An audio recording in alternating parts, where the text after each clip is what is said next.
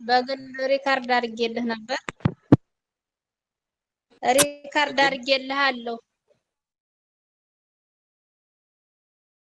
አትዝጉ። ማይክ አድሚኖች ለምን ትዘጋላችሁ? ወለተ ስላሴ አንቺ ነሽ ሪካርድ ያደረግሽው በውስጥ? ያረኩት በግል ፈልጌ ነው። ጎሽ ወንድሜ ለምን ጨንቆኝ ነው። በግል? ቆይ እኔ በግል እኮ እየተመቸኝ አይደለም ብዙውን ጊዜ ለመመለስ። ከዚህ በፊትም የሆነ ፕሮሚስ ገብቼላቸው በውስጥ አውራቸዋለሁ ብዬ እስካሁን ራሱ ያላነገርኳቸው አሉ። ምናልባት በዚህ የማይነገር ጥያቄ ከሆነ እሺ ልቻገር እችላለሁ።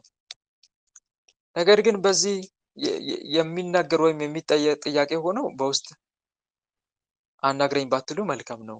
ላሳስባችሁ እወዳለሁ እንደዚህ ብዬ እና ማይነገር ነው እህቴ በጣም መልሽልኝ። ጨንቆኝ ነው። ገብቶኛል። ነገር ግን እዚህ መናገር የማይነገር ስለሆነ አዎ ነው። በዚህ መናገር አይቻልም፣ አይሆንልኝም ብዬ ነው። ጎሽ ወንድሜ አንዴ የተባበረኝ። መልካም እሺ፣ በዚህ የማይናገር ከሆነ ተባብርሻለሁ።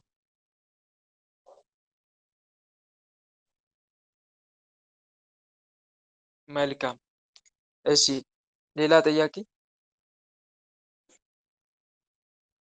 ወለተ ሚካኤል ጠይቄ አላውቅም። ወንድሜ ጠይቅ። ወለተ ሚካኤል እሺ። ሰላም ይብዛ ወንድማችን። የእኔ ጥያቄ ወንድሜ በፊት በመንፈሳዊ ሕይወቴ ደህና ነበርኩኝ ማለት ጸሎትም ስግደትም ደህና ነበርሁና ግን አሁን አካባቢ እንደ በፊቱም እየሰገድኩ አይደለም። ሁለተኛ ደግሞ የሆነ በቃ ስጾም ሰውነቴ ዝልፍልፍልፍ ነው የሚለው። ከዛ ምግብ ስበላ በቃ ልክ ፓራስታሞል የወሰደ ሰው አለ አይደለ? ልክ እንደዛ ብዬ ነው ብድግ ምለውና እስኪ ይሄንን ወንድሜ ሞክርልኝ የቻልኸውን። ከምን ምክንያት ነው? ፍንጭ ስጭኝ። ለምን ትዝ ያለሽ ወይም የምትዝይበት በመንፈሳዊ ሕይወትሽ የምትዝይበት ምክንያት ምንድን ነው? ፍንጩን ለወቀውና ማብራሪያ አይ ልስጥሽ። ወንድሜ እኔ አላቅም፣ ለምን እንደሆነ አላቅም። ማለት በፊት የቻሉትን እሰግዳለሁ፣ ጸሎትም በእርግጥ አሁን አደርጋለሁ እንደ እግዚአብሔር ፈቃድ። ግን እሺ በቃ የሆነ ጾምና ስግደት ላይ በጣም ነው የሚፈትነኝ። ሰውነቴ ይዝላል። በቃ የሆነ ዝልፍልፍ ነው የምለው። ምግብ ግን ከበላሁ በኋላ ቀጥ ነው የምለው። ለጸሎት ጥብቅ እንቅፋቶች ይላሉ አባቶቻችን እጅግ የበዛ ምግብ፣ እጅግ የበዛ እንቅልፍ፣ እጅግ የበዛ ወሬና ምቾት ናቸው ይላል። እዚህ ውስጥ እነኚህ ነገሮች ውስጥ አለሽበት? አይ ወንድሜ ሰው ጋርም ያን ያህል አላወራም፣ ግን ጸሎትም ስግደትም የቻሉትን ያህል አደርጋለሁ፣ አላቋርጥም። እና ከምን አንጻር ሊመጣ ቻለ ዝለቱ? ዝለቱ እኮ እንዴት መሰለህ ወንድሜ፣ ጸሎት ስግደት አቋርጬ ሳይሆን እንደ በፊቱ ጠንክሬ አይደለም። በቃ አለ አይደለ እንትን አሁን ከምን አቃተኝ። አንጻር? በቃ ሰውነቴ ደከመ። ከምን አንጻር እንደሆነ በእውነት አላውቅም። ዝም ብሎ ድንገት ነው። ጾምና ስግደት በማንኛውም ሰዓት አሁን ይሄ እሁድ፣ ቅዳሜ ምሳሌ ስግደት ብዙም በሌለ ሰዓት በዛን ሰዓት ምንም በቃ ሰውነቴ ምንም አይለኝም። በጸሎትና በጾም ሰዓት ነው የሚፈትነኝ፣ ማለቴ በስግደት ሰዓት። ያለምንም ምክንያት አላውቅም፣ እኔ እስከማውቀው ድረስ እንደዛ ነው የሚሰማኝ። ለምን እንደሆነ አላውቅም። ያለ ምንም ምክንያት የሚመጣ ድካም ካለ ከአጋንንት ነው። ምን ጥያቄ አለው እህቴ? ምንም ምክንያት ሳይኖረው ዝም ብለሽ የምትደኪም ወይም ዝለት ካለ ከአጋንንት ነው። ምክንያቱም እኛ በመንፈሳዊ ስንተጋ እነሱ ዝም ስለማይሉ መንፈሳዊ ዝለትና ድካም ስለሚያመጡ ማለት ነው። ስለዚህ ምንድነው ማድረግ የምትችው? ጌታ ሆይ አበርታኝ እያልሽ መጸለይ ነው።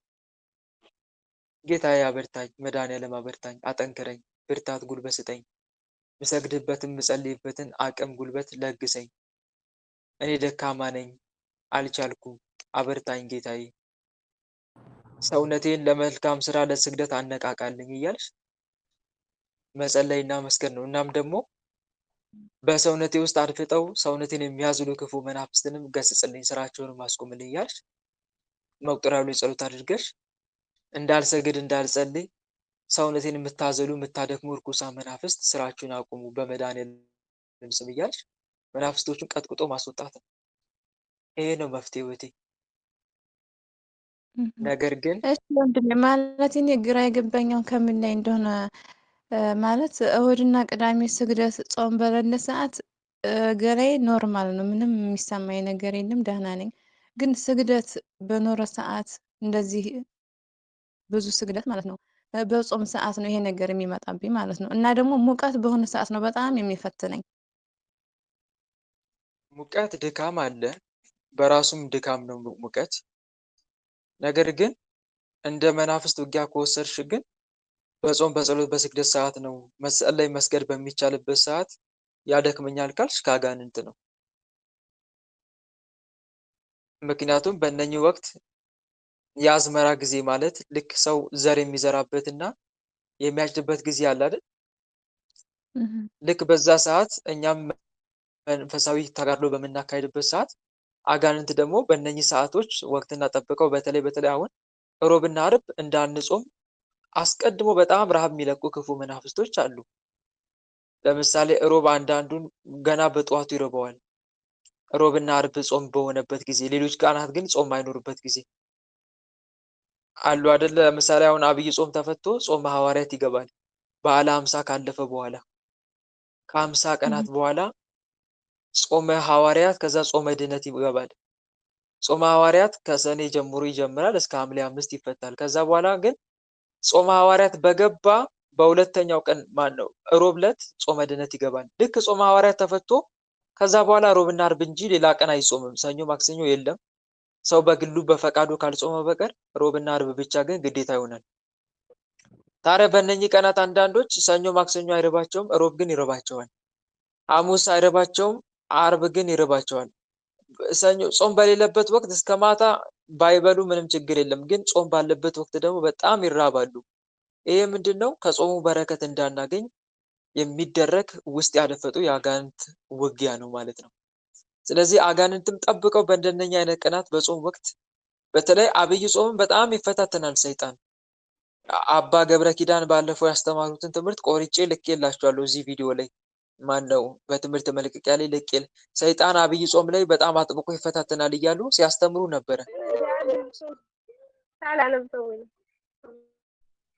ማን ነው ማየት የሚከፍተው?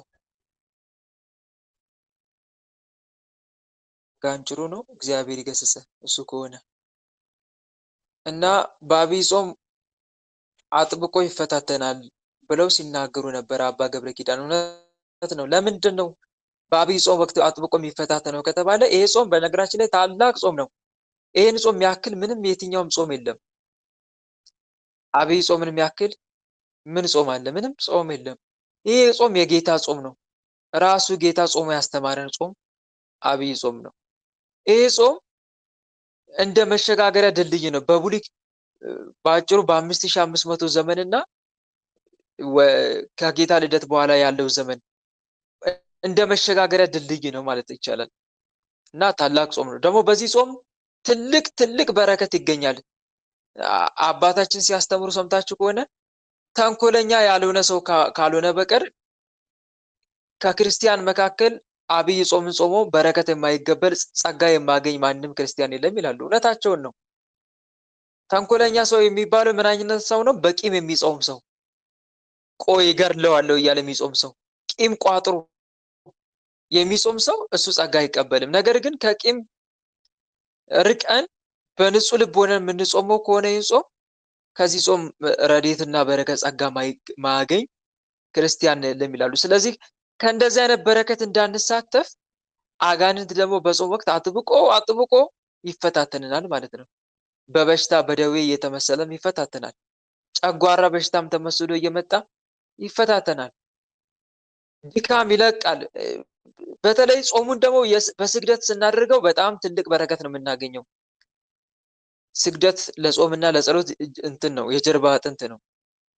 ስግደት በጣም እጅግ ወሳኝ ነገር ነው እና እንደዚህ አይነት አስተባብረን እንዳንጾም ድካም በመልቀቅ ከፍተኛ ረሃብ በመልቀቅ እንደው በረከት እንዳናገኝ ጾሙን እንኳን ማስተው ቢያቅተው ሰው እንድናማ ያደርገናል። በጾም ሰዓት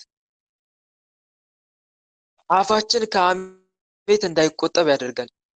እጃችን ለክፋት ከመሰንዘር እንዳንቆጠብ ያደርገናል።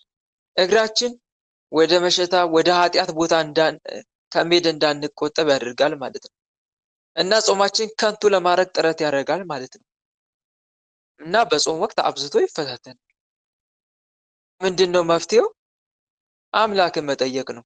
ጌታ ሆይ የምሰግድበትን የምጸልይበትን አቅምና ብርታት ስጠኝ እያሉ መማፀን አምላክን። የሚያስፈልገ ነገር ሲኖር እኔን አምላክን ጥራኝ ፈልገኝ ይላል እግዚአብሔር አምላክ። ስለዚህ ከአንቺ የሚጠበቀው እሱን መፈለግ፣ ደጁን ማንኳኳት ነው። ለምኑ ይሰጣችኋል፣ ፈልጉ ታገኙማላችሁ፣ መዝጊያን አንኳኩ ይከፈትላችሁማል። የሚለምነው ሁሉ ይቀበላል፣ የሚፈልገውም ያገኛል፣ መዝጊያንም ለሚያንኳኳ ይከፈትልታል ብሎ ተናግሯል ጌታ። ስለዚህ እሱን መጠየቅ ነው ከአንቺ የሚጠበቀው። እና ደግሞ መንፈሳዊ ሕይወትሽን የሚያበረታታ ነገሮችን መፈለግ፣ ቅዱሳት መጽሐፍትን ማንበብ፣ ለጸሎት ለስግደት የሚያነሳሱ ነገሮችን ማንበብ፣ እዛ ነገር ላይ ማተኮር ከአንቺ የሚጠበቀው። መንፈሳዊ ሕይወትሽን ዝለት ከሚያመጡ ነገሮች መራቅ፣ በመጠኑ መመገብ፣ ኃጢአት እንዳትመለከች መጠንቀቅ፣ ዘውትር ልብሽን ከአምላክ ጋር ማቆራኘት። ይሄ ነው ለአንቺ የሚጠቅመው። በዚህ መንፈሳዊ ብርታት ታገኛለሽ። እና መናፍስትን መቃወም በመቁጠሪያ እየቀጠቀስሽ። ግልጽ ነው? አዎ ወንድሜ ግልጽ ነው፣ እየሰማሁ ነው። መልካም። እሺ ሌላ ጥያቄ? ወለተ የወለተ ኢየሱስ ወለተ ማርያም ወለተ ማርያም። እሺ ወንድም አለም ከአዲስ አበባ የመጣ እምነት ነበርና ማለት ነው። በጥብጬ ልጠጣ ነው ምናምን ስላቸው አይ አይቻልም አሉኝ። እውነት አይቻልም ነው ወንድማችን? ለምንድን ነው የማይቻለው? እኔ አላቅም፣ አልጠጣም አሉኝ። ጾሙ ነው ምን ችግር አለ ምናምን ስላቸው አይ አይጠጣም፣ እምነት መቀባት ነው እንጂ አይጠጣም አሉኝ። እሺ በቃ ችግር የለም ብዬ ዝም አልኩት። እኔ ደግሞ አልጠይቅም። ማን ነው እንደዛ አለሽ? ከዛ የመጣ ከስውሯ ማርያም ነው ያመጣልኝ ወንድሜና አንተ ስትጠይቅ ይጠጣል አይጠጣም ብለህ ምናምን ስለው ጠይቃቸው አልጠጣም ብሎኛልና እንዳትጠጪ አለኝ። እኮ እንዴት ላድርጎ ምናምን ስለው መቀባት ብቻ ነው አለኝ። አይ እንደዛ አይደለም ችግር የለም ዝም ብለህ አምጣልኝና ወንድማችን አለ እዛ እጠይቃለሁ ብዬ ነው የተቀበልኩት።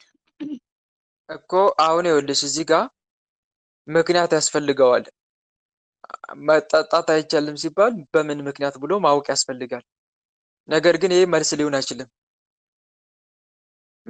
አይችልም። ጠያቂውም አካል ይጠጣል ወይ ብሎ ሲጠይቅ አይጠጣም ወይ ለምንድን አይጠጣው ብሎ ምክንያቱ ማወቅ አለበት። እስካላወቀ ድረስ በቂ ምላሽ አልተመለሰለትም። የገዳሙ ስርዓት ከሆነ እሱንም ማብራራት፣ ዝም ብሎ ግን በደፈናው አይቻልም የሚል ነገር መልስ ሊሆን አይችልም። እኛ እስከምናውቀው ድረስ ደግሞ እምነት እንጠጣዋለንም እንቀበዋለንም። ውስጥ ደዌ ከሆነ እንጠጣዋለን፣ ለውስጥ ደዌ ህማም ከሆነ፣ ለውጭ ደዌ ቁስል ምናምን ከሆነ ደግሞ እንቀበዋለን። እምነትም እንደ ስሙ እምነት ስለሆነ በእምነት ካደረግነው ደግሞ እንድናለን። እና ይህ ነው መልሱ ባጭሩ። እሺ በጣም አመሰግናለሁ ወንድማ፣ ችግር የለም እጠጣዋለሁ። እሺ አመሰግናለሁ። ጸጋው ታብዛለህ ወላዲተ አምላክ። አሜን እህቴ። እሺ ሌላ ጥያቄ?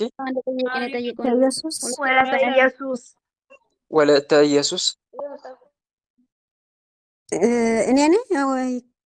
እሺ ጠይቂ። ያው አንቺ ነሽ። እሺ ወንድሜ አመሰግናለሁ። እግዚአብሔር ጸጉ ያብዛልን ወንድማችን። እኔ ጋር ጥያቄ ያለኝ ወንድሜ፣ መስክሽን እዚህ የወርሃ አበባ ከመጣን በጣም እዳከማለሁ። ጸሎቴ፣ ስግደቴ በቃ አልሰግድም፣ አልጾምም። በቃ በጣም ሰነፍ ሆናለሁ። በቃ ራሴ ያመኛል፣ ድካም ይለኛል፣ ጉልበቴ በቃ ጸሎት ከሳር ጋር አልችልም። በቃ በጣም ድክም ይለናል። በቃ ድክም። እሺ ይሄ ነው ጥያቄሽ? እሺ መልካም። የወር አበባ በነገራችን ላይ ፈጥሮ በራሱ ድካም ያመጣል አለው የለው? ንገሩኝ እስቲ ሴቶች፣ እናንተ ታውቁታላችሁ። እኔ ስለ ዓለማዊ የተማርኩትን ከማንጸባረቅ ውጭ ግን እናንተ ራሳችሁ እስቲ የሚሰማችሁን ፊሊንግ ንገሩኝ።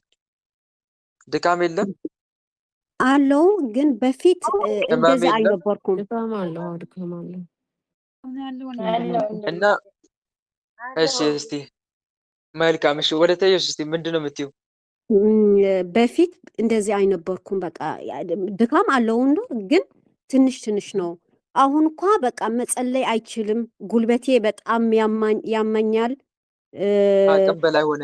በጣም በቃ ሰነፍኩ። በቃ ጸሎት አያድርግም። በቃ በተፈጥሮ ከምትታመሚ በላይ ከበደኝ በጣም በቃ መልካም እህት አለምዬ፣ ከአቅም በላይ የሆነ ነገር ከአጋንንት ነው። እሺ ይኸውልሽ ከተፈጥሮ በወጣ መንገድ የምንፈተን ከሆነ እሱ ከአጋንንት ነው። አንድ መረዳት ያለብን ነገር ያ ነው።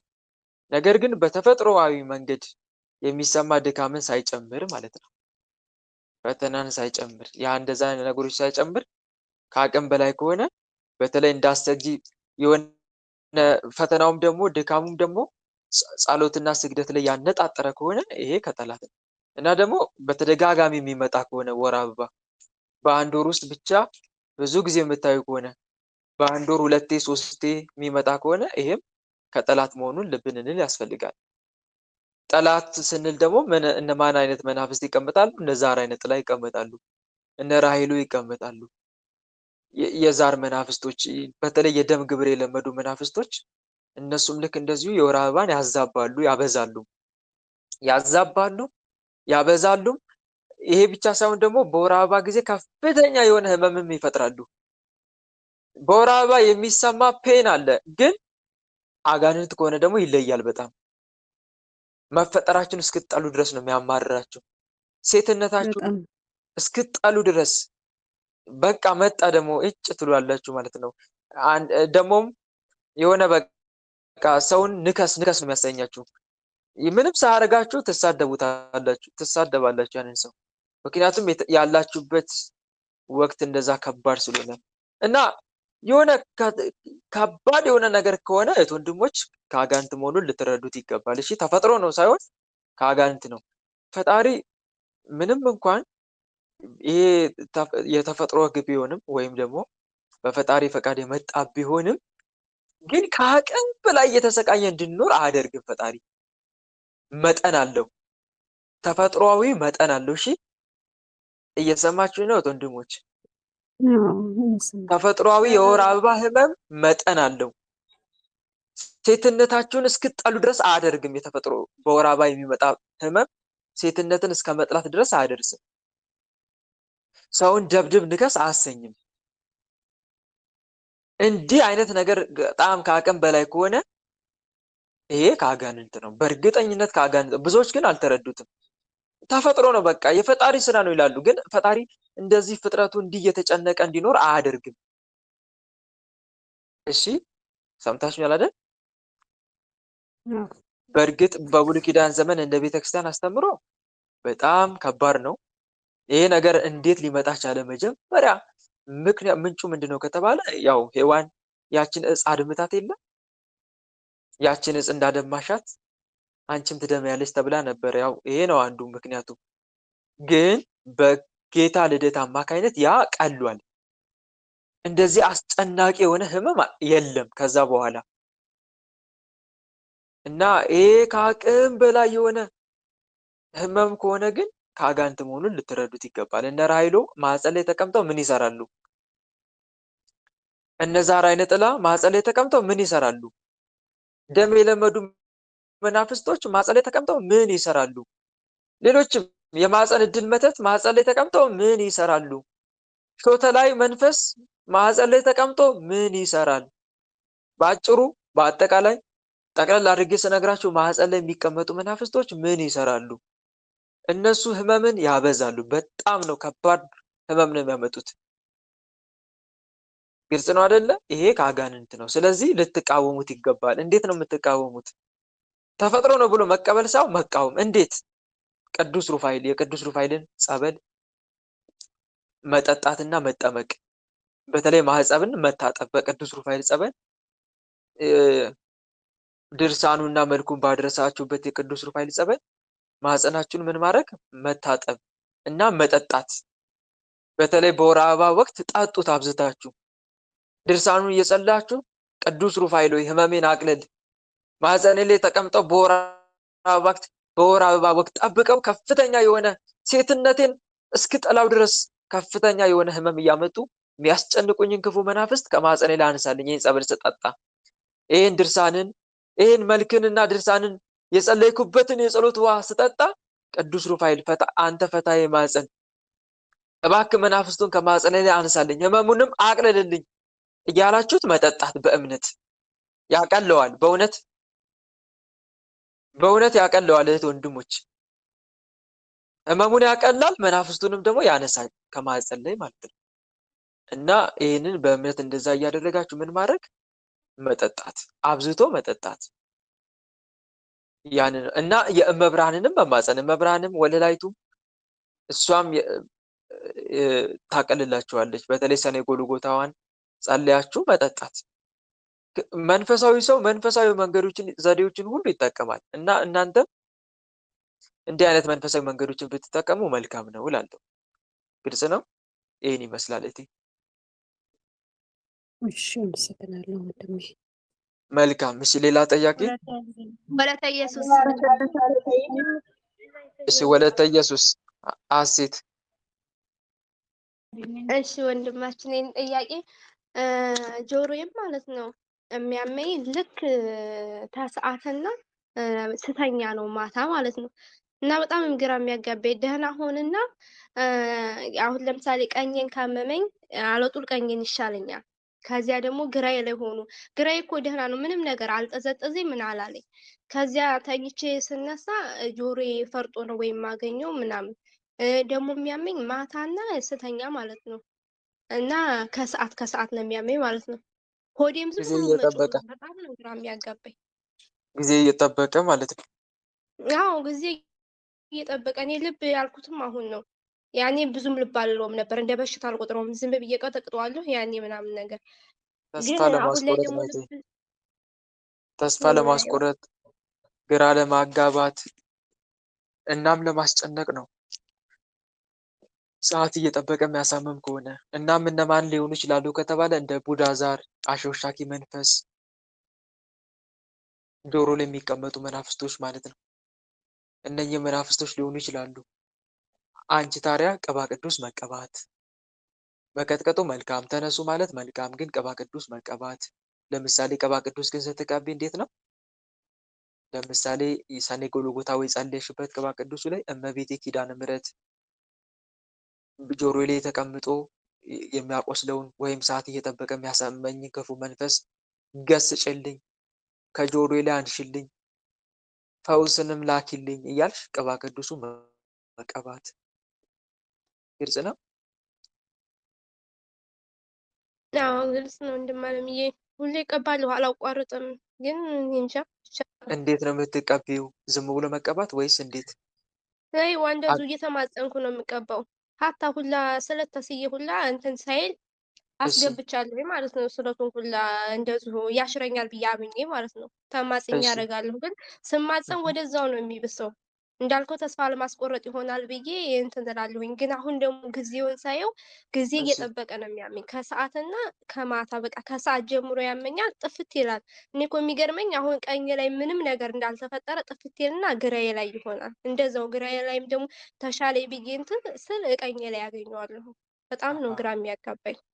መቁጠሪያ ላይስ እንዴት ነሽ? አትቀጠቅጪውም? ተነስ እያልሽ ማን እንዲህ የምታሳመኝ ክፉ መንፈስ ራስን አጋልጥ ማን ከጆሮ ላይ ተነሳትዩ ቀጠቅጠው መጀመሪያ የቅዱስ ገብርኤል ድርሳን መልካም ሁላ ቀጥቅጥልኝ የምለው ከአቅም በላይ ከሆነና መፍትሄ ከሌለው እህቴ ሱባኤ ግቢ። እሺ ከአቅም በላይ ከሆነብሽና መፍትሄ ካጣሽ ያን ሁሉ አሁን እኔ የምልሽን አድርገሽ መፍትሄ ካጣሽ ሱባኤ ግቢ። ሱባኤ ከእግዚአብሔር ዘንድ ምላሽ እንድናገኝ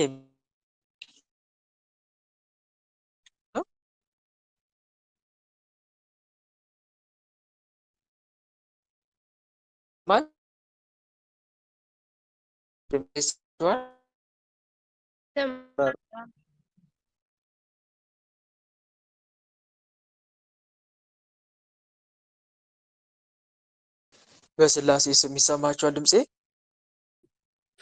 ይሰማል። መልካም እና እህቴ ይኸውልሽ እያዳመጥሽ ነው አይደል? አዎ እያዳመጥኩ ነው ወንድም አለምዬ። ሁሉን ነገር አድርገሽ መፍትሄ ካጣሽ ሱባኤ ግቢ። ሱባኤ መግባት መፍትሄ አለው። ሱባኤ የምትገቢው ለምንድን ነው? ያ በህይወትሽ ያለው ችግር እንዲስተካከል እንዲያነሳልሽ እግዚአብሔር አምላክ መናፍስቶችንም እንዲያጋልጥልሽ ስራቸውንም እንዲያስቆምልሽ ፈውስና መድኃኒትም እንዲያገኝልሽ ርዕስ አድርገሽ ሱባኤ ግቢ። እሺ?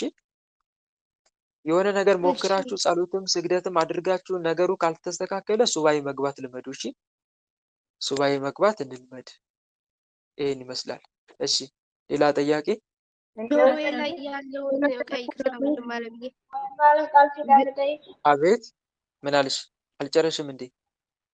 አዎ ጨርሻለሁ። ላኪን አሁን ሱባኤ ግቢ ላልከኝ ማለት ነው ጆሮዬ ላይ ያደፈጠው መንፈስን አሳይ ብዬ ነው ዋላይሽ?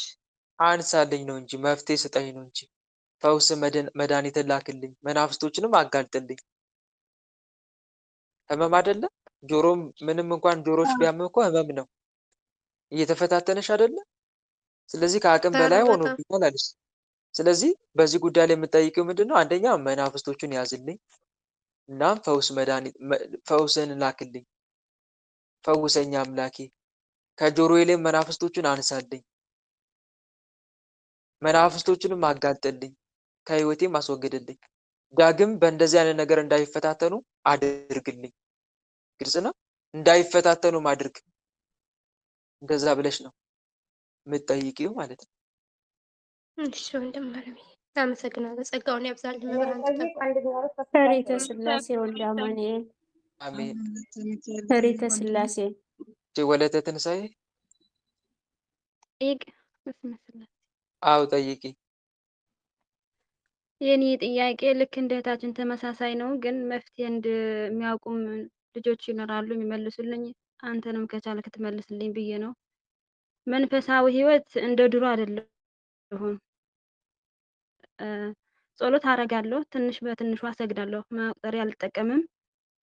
ስራውን አልተመቸኝም።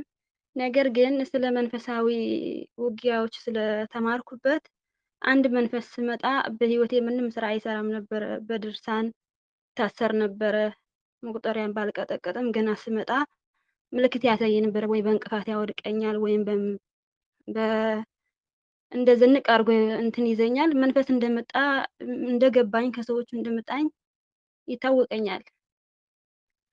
አሁን ግን 2 ወሬን ጸሎት እንደ ሱባኤ ነገር ዝም ብዬ ማታ ማታ ጸሎት መልክዓ እያደረስኩ እግዚአብሔር መልስ እንደሰጠኝ በህይወቴ እየጸለይኩ ግን አጥብቄ ስጸልይ ሌላ በሽታ ይመጣኛል።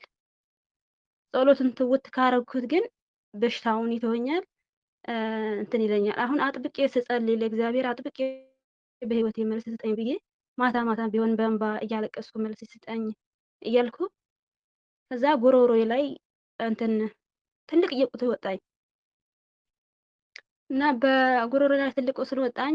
እንትን ተነስ ብዬ መቁጠሪያ ምሳሽ አይሄድም። ቅባ ቅዱስም ስቀባ መፍትሄ የለውም። በድርሳን ራሱ ተነስ መንፈስ ነው ብዬ ተነስ ስል ምንም እንትን የለም። ድሮ መንፈስ ስለሆነ ቶሎ ይነሳል የመንፈስ ስራ ከሆነ። አሁን የእግዚአብሔር ነው በሽታው ወይስ የመንፈስ ነው? ራሴን ግራ ገባኝ። ይሄ በሽታ ብቻ ነው እንትን የሚለኝ የነበረ እንጂ ሌላው ሲያመኝ ወዲያውን መቁጠሪያ ስነጋ ይተወኝ ነበረ። አሁን ይህን በሽታ 2 ወር ሆነኝ፣ ግን እየተለቀ ሄደና ጉራራዬን እንትን ትልቅ ሆኖ አፉ ነው ያዘኝ። ሐኪም ቤት ከዚህ በፊት ልሄድ ስል ተጋልጦ ደግሞ ነበር። አዎ ከዚህ በፊት በደንብ ተጋልጦ ነበር መንፈስ ተጋልጦ ነበረ። አዎ ተይዞም ነበር። የተያዘ መንፈስ አለ። አዎ የተያዘ መንፈስ ሳይሆን የሸኘህልኝ በዚህ 3 ዓመት ከ3 ዓመት በፊት ነው የተሸኘልኝ። በዚህ 3 ዓመት ውስጥስ ምን ስትሰሪ ነበር? በዚህ 3 ዓመት ውስጥ መቁጠሪያ አልጠቀም ጸልያለሁ 28ቷን። እሺ፣ ስለዚህ መንፈሳዊ ህይወት ቀዝቅዤ ነበረ ማለት ነው። እንደዛ ነው አይደል? በጣም ቀዝቅዣለሁ። ግን መንፈስ ስመጣ ብቀዘቅዝም ጸሎት ትንሽ ስለማድረግ መንፈስ ስመጣ ይታወቀኛል። በእንቅፋት ያወድቀኛል፣ በምን ያወድቀኛል ይታወቀኛል። ወዲያም ቀጥቅጬ እንትን ወይም ታሰርለዋለሁ ወይም በመጣበት መተመለስ ያኔ ነዋ እኮ ከ3 ዓመት በፊት ነው እንደዛ የሚሆንልሽ የሚታሰረው የሚያዘው እሺ አይደለም? መልሽልኝ። አሁን ይታሰርልኛል። አሁን ራሱ አንድ መንፈስ ስመታ ይታሰርልኛል። ይሄን ብቻ ነው እንጂ ይታሰራል። እዚህ እየታሰረ ነው ስትገቢ። እዚህ መንፈስ ስታሰር እንትን አለልም ላይ ስመጣ አሁን ለምሳሌ አዲስ መንፈስ ስገባብኝ እንትን ያስታውቃል። ዝም ብሎ አይገባም። ድምጽ አልባ አይገባም ወይ ጆሮዬን ቆይ ድንቁር አድርጎ ይገባል። ግልጽ አድርግልኝ የታለምዬ። ይታሰራል ስትይ ተጋልጦ ነው የሚታሰረው ወይስ ስራውን ያቆማል ማለትሽ ነው? ስራውን ያቆማል እንጂ አዎ እንደዛ አድርጊና ግልጽ አድርግልኛ። ስራውን ያቆማል ነው። የሆነ ነገር አዎ ሲመጣ ይታወቀኛል፣ መንፈስ ሲገባ ውጣና ታሰር ስለው ይታሰራል። ነገር ግን አልተጋለጠም ነው አልተጋለጠም። አይደለም? እንደዛ አዎ አትይም ታዲያ? አልተጋለጠም። እኔ ደግሞ ቆይ ጽኑ ተጋድሎ አልገባሁም ስለሆነ ቆይ አልተጋለጠም። አንድ እሱን ያዥ።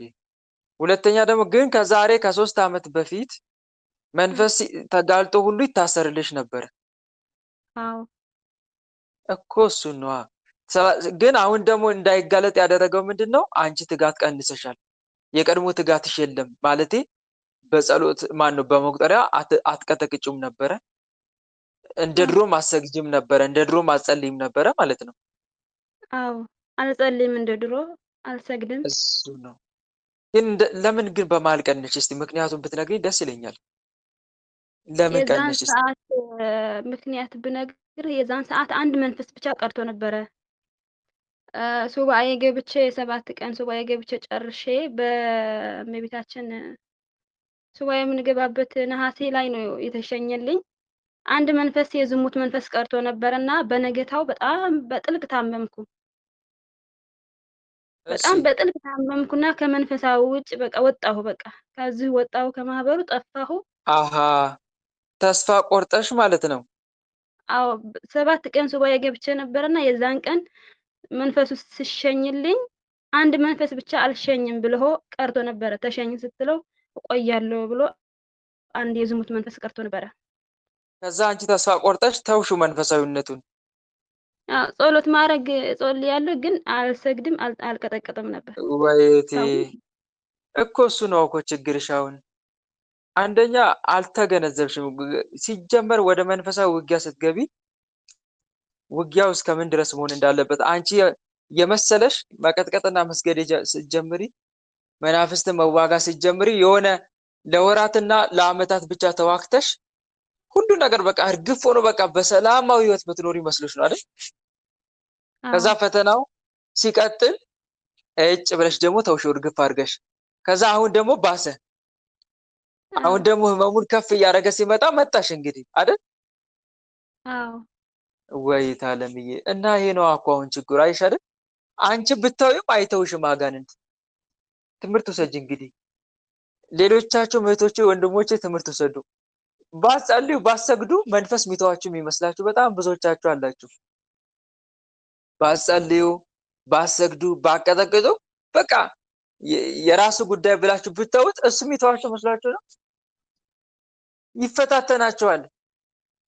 አጋንንት ስለተዋጋ ነው ብቻ የሚዋጋን የሚመስላቸው በጣም ብዙዎች አሉ። ባትዋጋውም ይፈታተናል፣ በቀጥታም በተዘዋዋሪ።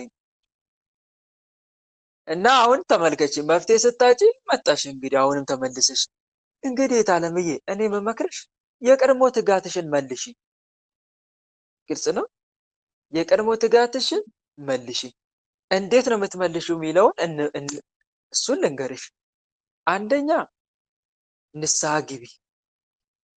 ንስሐ ግቢ ስልሽ በመሀል ለምሳሌ በቸልተኝነት የምትፈጽሚያቸው ኃጢአቶች አሉ አይደለ? ተስፋ ስትቆርጪ እርግጠኛ ነኝ ሙሉ ጸሎቱን ሁሉ ትተሽው ነበር በመሀል ያኔ አይደል? አዎ እኮ ጸሎት ማቋረጥ ራሱ አምላክን ላለማመስገን የሆነ አላጉረመረምሽም? እጭ እንደዚህ አይነት ነገር ሁለተኛ አልጸልይም እንደዚህ አይነት ነገር የለም ነበር በሰዓቱ ያኔ ስታቆም ተስፋ ስትቆርጪ። አሁን ራሱ በጣም እየጸለይኩ ስለሆነ ስጸልይ በሽታ እየያዘኝ ነው ብዬ በቃ ወደ ተስፋ መቁረጥ መጸለይ ራሱ እያቋረጥኩት መጣ። እሱ አይተውሽም ብታቋርጪ። እግዚአብሔር አጥብቄ ስጸልይ ትልቅ በሽታ ይመጣኛል። ይኸውልሽ ታለምዬ እሷ አይተውሽም ብታቋርጪ ራሱ ማለት ነው። ብቸኛው ተስፋችን ማን ብቻ ስለሆነ ልዑል እግዚአብሔር ስለሆነ ግን ምንድነው ማድረግ ያለብን ከተባለ በማጉረምረማችን ራሱ ንስሐ መግባት። ጌታ ሆይ ከመንፈስ ወዴት ሄዳለሁ አይደል ያለው ዳዊት ከፊትስ ወዴት እሸሻለሁ? አምባዬ መጠጊያዬ አንተ ነህ። ጌታዬ ኢየሱስ ክርስቶስ ከአንተ ሸሽቼ ወዴት ነው የምገባው? እንደዛ ማለት መቻል አለብን። እውነት ነው። ከሱ ውጪ ወዴት እንሸሻለን? በመሸሽ ደግሞ ከሰይጣን ፈተና ማምለጥ አይቻልም። ሁሉም ሰው የአጋንንት ውጊያ ውስጥ ነው ያለው። ያለን አማራጭ ምንና ምን ብቻ ነው? መጋፈጥና መጋፈጥ ብቻ ነው። እህት ወንድሞች፣ ከኋላችሁ ገደል ካለ፣ ከፊት ለፊታችሁ የሆነ የሚገፋችሁ ነገር ካለ ምንድነው ምርጫችሁ? እስቲ ገደል ውስጥ መግባት ወይስ የሚገፋችሁ መታገል? ምንድነው የምትመርጡት? ባንም መታገል የሚገፋችሁን መታገል አይደል? ይሄም እንደዛው ነው እኮ የአጋንንት ውጊያም። ብንተውም አይተውንም። ብንተው ራሱ በቃ እምቢየው ብንል ራሱ እሱ አይተውንም። መቼ ነው የሚተወን መሰላችሁ? ገሃነም ስንገባለት። ፈጣሪን ደግሞ እኮ ጸሎት ስግደት ስተው ደግሞ ሃይማኖትን እስካልቀየርክ ደግሞ የሚል መደራደሪያ ያመጣል። ይኸው አሁን ጸሎትን ተውልኝ ብሎናል የሚታገለን ሰይጣን። ተውልኝ ትተውታላችሁ ጸሎቱን። ነገ ደግሞ ሃይማኖትን ቀይርልኝ ብሎ ደግሞ መደራደሪያ ያመጣላችኋል። እንዲህ እያደረገ ወደ ጥፋት ነው ጎትቶ የሚወስደው ማለት ነው። እና እጅ መስጠት አይደለም ያለን አማራጭ፣ አንድና አንድ ያለምንም ቅድመ ሁኔታ መፋለም ነው። ያለምንም ቅድመ ሁኔታ ያለንን ኃይል ተጠቅመን መድኃኒዓለምን ኃይላችን አድርገን መዋጋት ነው። ብቻ በራሳችን አለመመካት፣ ትምክታችንን መድኃኒዓለም አድርጎ ጌታዬ እኔ ደካማ ነኝ፣ ሰልፉ ያንተ ነው ብለን ሰልፉን ለሱ ማስረከብ ነው። አንዱ ይሄ ነው። እና እህት ዓለምዬ ወደ ቀድሞ ትጋትሽ ለመመለስ እንዲህ ይላል መጽሐፍ ቅዱስ፣ ዳሩ ግን የምነቅፍብህ ነገር አለኝ፣ የቀደመ ፍቅርን ትተሃል። እንግዲህ ከወዴት እንደወደቅክ አስብ፣ ንስሐም ግባ፣ የቀደመ ስራን አድርግ የሚል ቃል አለ ዮሐንስ ራእይ ምዕራፍ 2 ቁጥር 4 ላይ። ስለዚህ ምንድነው ማድረግ ያለብሽ? አንደኛ ንስሐ መግባት። ንስሐ ከገባሽ በኋላ ወደ ቅጥቀጣው አይደለም፣ ቀጥታ ወደ ሱባኤ። ምን ብለሽ ነው የምትጠይቂው? ጌታዬ ኢየሱስ ክርስቶስ ይቅር በለኝ። አንደኛ ይቅር ትለኝ ዘንድ ነው የምማጸንህ። ሁለተኛ ደግሞ በቸልተኝነቴ ምክንያት ዳግም የሰለጠኑኝን ክፉ መናፍስት እንዴት ትይዝልኝ ነው፣ ስራቸውን እንድታስቆምልኝ። ይሄን ስንል ግን በእልከኝነት ነው። አንዳንዶች ይኸውላችሁ ሱባኤ ሲገቡ ቆይቺን ሱባኤ ልሞክራትና መፍትሄ ካላገኘው የታባቱ እርግፍ አድርጌ ተዋለሁ። እንዲህ አይነት ነገር ምላሽ ያሰጣል። ወንድሞች፣ እልከኝነት። በትትና ስንለምነው ነው አምላክ እጁ የሚዘረጋልን። በትትና የምንጠይቀው ጥያቄ ራሱ እንደማይገባን አድርገን መጠየቅ አለብን። ጌታዬ በፊትስ ሞገስ አግኝቼ ከሆነ አምላኬ ሆይ እያልን በትትና ባይመልስልን እንኳን ግልጽ ነው አይደለ? እንደው የሆነ እንኳን መልስ ካልተመለሰላችሁ ኃጢአቴ በዝቶ ነው እንግዲህ ምን አደርጋለሁ፣ ኃጢአቴን ይቅር ብሎ ፊቱን እስኪመልስልኝ ድረስ እማጸናዋለሁ እያልን ደጅ መጥናት አለብን። ደጅ መጥናት እንጂ የሆነ በእልከኝነት። አንቺ እኮ ያኔ ሱባኤ የገባሽው በእልከኝነት ስለሆነ ነው። ያኔ ጀመርሽና ይሄ ከተስተካከለ አደርገዋለሁ፣ ካልተስተካከለ ግን እርግፍ አድርጌተዋለሁ። እንዲህ አይነት ስሜት ውስጥ ነበርሽ ያኔ። ደግሞ ፈጣሪ ደግሞ እንዲህ ስናናገረው አይሰማም። በእውነት አንዳንዶች አሉ እችን ልሞክራትና ካልተስተካከለ እርግፍ አድርጌተዋለሁ ብሎ የሚጀምሩ አሉ። በእውነት አይሰማችሁም ወንድሞች። ምክንያቱም ትዕቢትን ገንዘብ አድርገን እየጠየቅነው ስለሆነ እሱ ጆሮውን የሚያዘነብልልን ምን ብለን ስንጠይቀው ነው? የማይገባን አድርገን ስንጠይቅ። ጸሎቱ የሆነ የምንጠይቀው ጥያቄ ራሱ ወይም በፊቱ ለመቆም ራሱ የሚገባን ሆነ እንዳልሆንን ተሰምቶን ነው መጠየቅ ያለብን። ጌታዬ እንደው ይቅር ብለኝ ጸሎቴን ትሰማኝ ይሆን አምላኬ?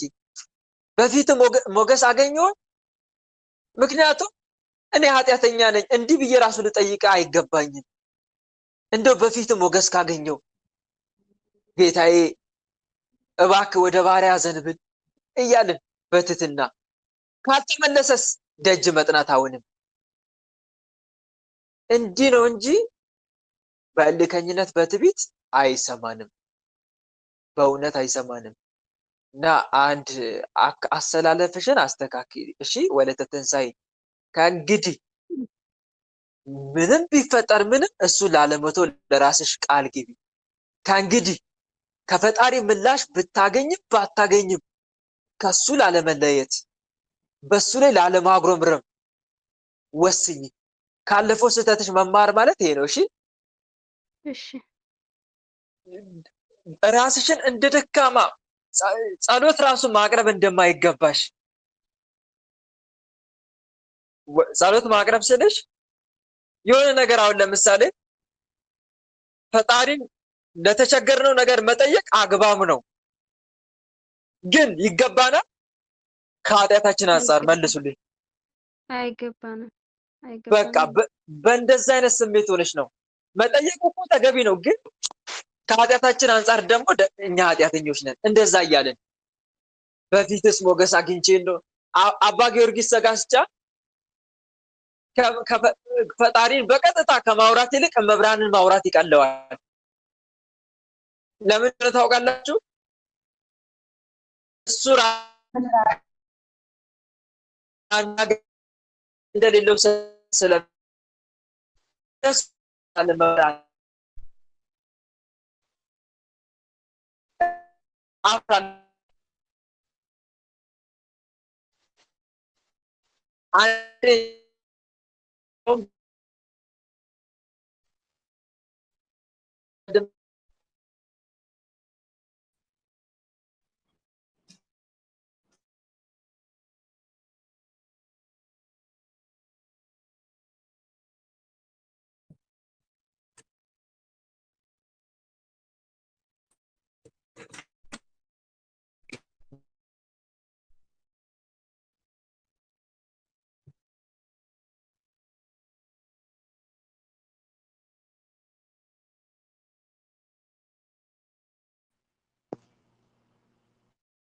ማይክሽን ዝጊ። ወደ ተጻድቅ ማይካቸው ዝጉ።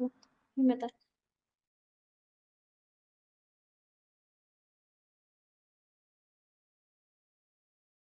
በስላሴ ስም ይሰማችኋል ድምጼ?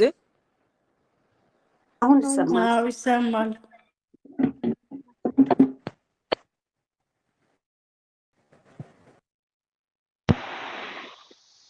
እሺ አሁንስ ይሰማችኋል? አዎ ይሰማል። መልካም። እና እቴ መልሱን እያብራራሁልሽ ነበረ። አባ ጊዮርጊስ ዘጋስጫ እኔ በፊቱ ለመቆም የሚያስችል ምግባር የለኝም ይላትና መብራንን ንገሪልኝ ለልጅሽ ይላታል። በውኑ ሰዓሊ ስዕሉን ይተዋል ወይ እያለ ይነግራል። እንደዚህ እያልሽ ንገሪው። እሱ ራሱን የአምላክ ስዕል እንዳደረገው ቆጥሮ ራሱን እንደ አምላክ ስዕል ቆጥሮ ስዕል ቢበላሽበት ሰዓሊው እያለ ለመብራን ይነግራት ነበረ። ንገሪልኝ ለልጅሽ ነው የሚላት። እኔ በፊቱ ለመቆም የሚያስችል ምንም ምግባር የለኝም እያለ እና በዚህ በትህትና ሆነን ስንጠይቀው ይመልስልናል ፈጣሪ መዋረዳችንን አይቶ። ነገር ግን ወደዚህ ወደ ትሁት መንፈሱን ወደ ተሰበረ በቃሌም ወደሚንቀጠቀጥ ሰው እመለከታለሁ ይላል እግዚአብሔር አምላክ። እና አንቺም በትህትና ነው ልታወሪ የሚገባው። እሺ እግዚአብሔር አምላክን ትህትናን ገንዘብ አድርጊ። ፈጣሪያችን የሆነ ነገር ስላልመለሰልን አጉረምርመንበት ፊታችን የምናዞርበት አይነት አምላክ አይደለም። ግልጽ ነው? ሰምታችሁኛል አይደል? ፈጣሪ ማለት የሆነ ጥያቄ ጠይቀ ነው ስላልመለሰልን ምናኮርፉ አይነት አምላክ አይደለም። አይሳሳትም። አንደኛ ፈጣሪን ከሚያሰኘው አንዱ ምንድነው? የማይሳሳት አምላክ በመሆኑ ነው። ሁሌም ጉድለት የሚገኘው ከፍጥረት እንጂ ከፈጣሪ አይደለም። ከፈጣሪ ምንም ጉድለት አታገኙ። የሆነ ነገር ቢጎድል ከኛ ቢጎድል እንጂ ከሱ አይጎድልም። እንደውም እሱ 75% ከፍ አድርጎ ነው ለኛም ያደላል። እንደውም ምን ያደርጋል አልኳችሁ? ያደላል። እኛም መሸፈን የሚገባንን እንደውም እሱ እየሸፈነ ነው የሚመልስልን። ጉድለታችንን እየሸፈነ እያካካሰ ማለት ነው። እንደውም እየቀረበን ማለት ነው። የማያስቀርብ ቢሆን እንኳን እየቀረበን ለኛ እያደላ እና ከሱ ምንም የሚጎድል ነገር የለም። የምናኮርፈው አምላክ አይደለም ላችሁ ፈልጌ የሚጎድለው እኛ ጋር እንጂ እሱ ጋር አይጎድልም ላችሁ ፈልጌ ነው። እና በትህትና አውሪ፣ ሱባኤ ገብተሽ ሌላም ደግሞ በውስጥሽ ልተው እንዲህ መነጫነጭ አይነት ነገር ካለ አስወግጂው። እሺ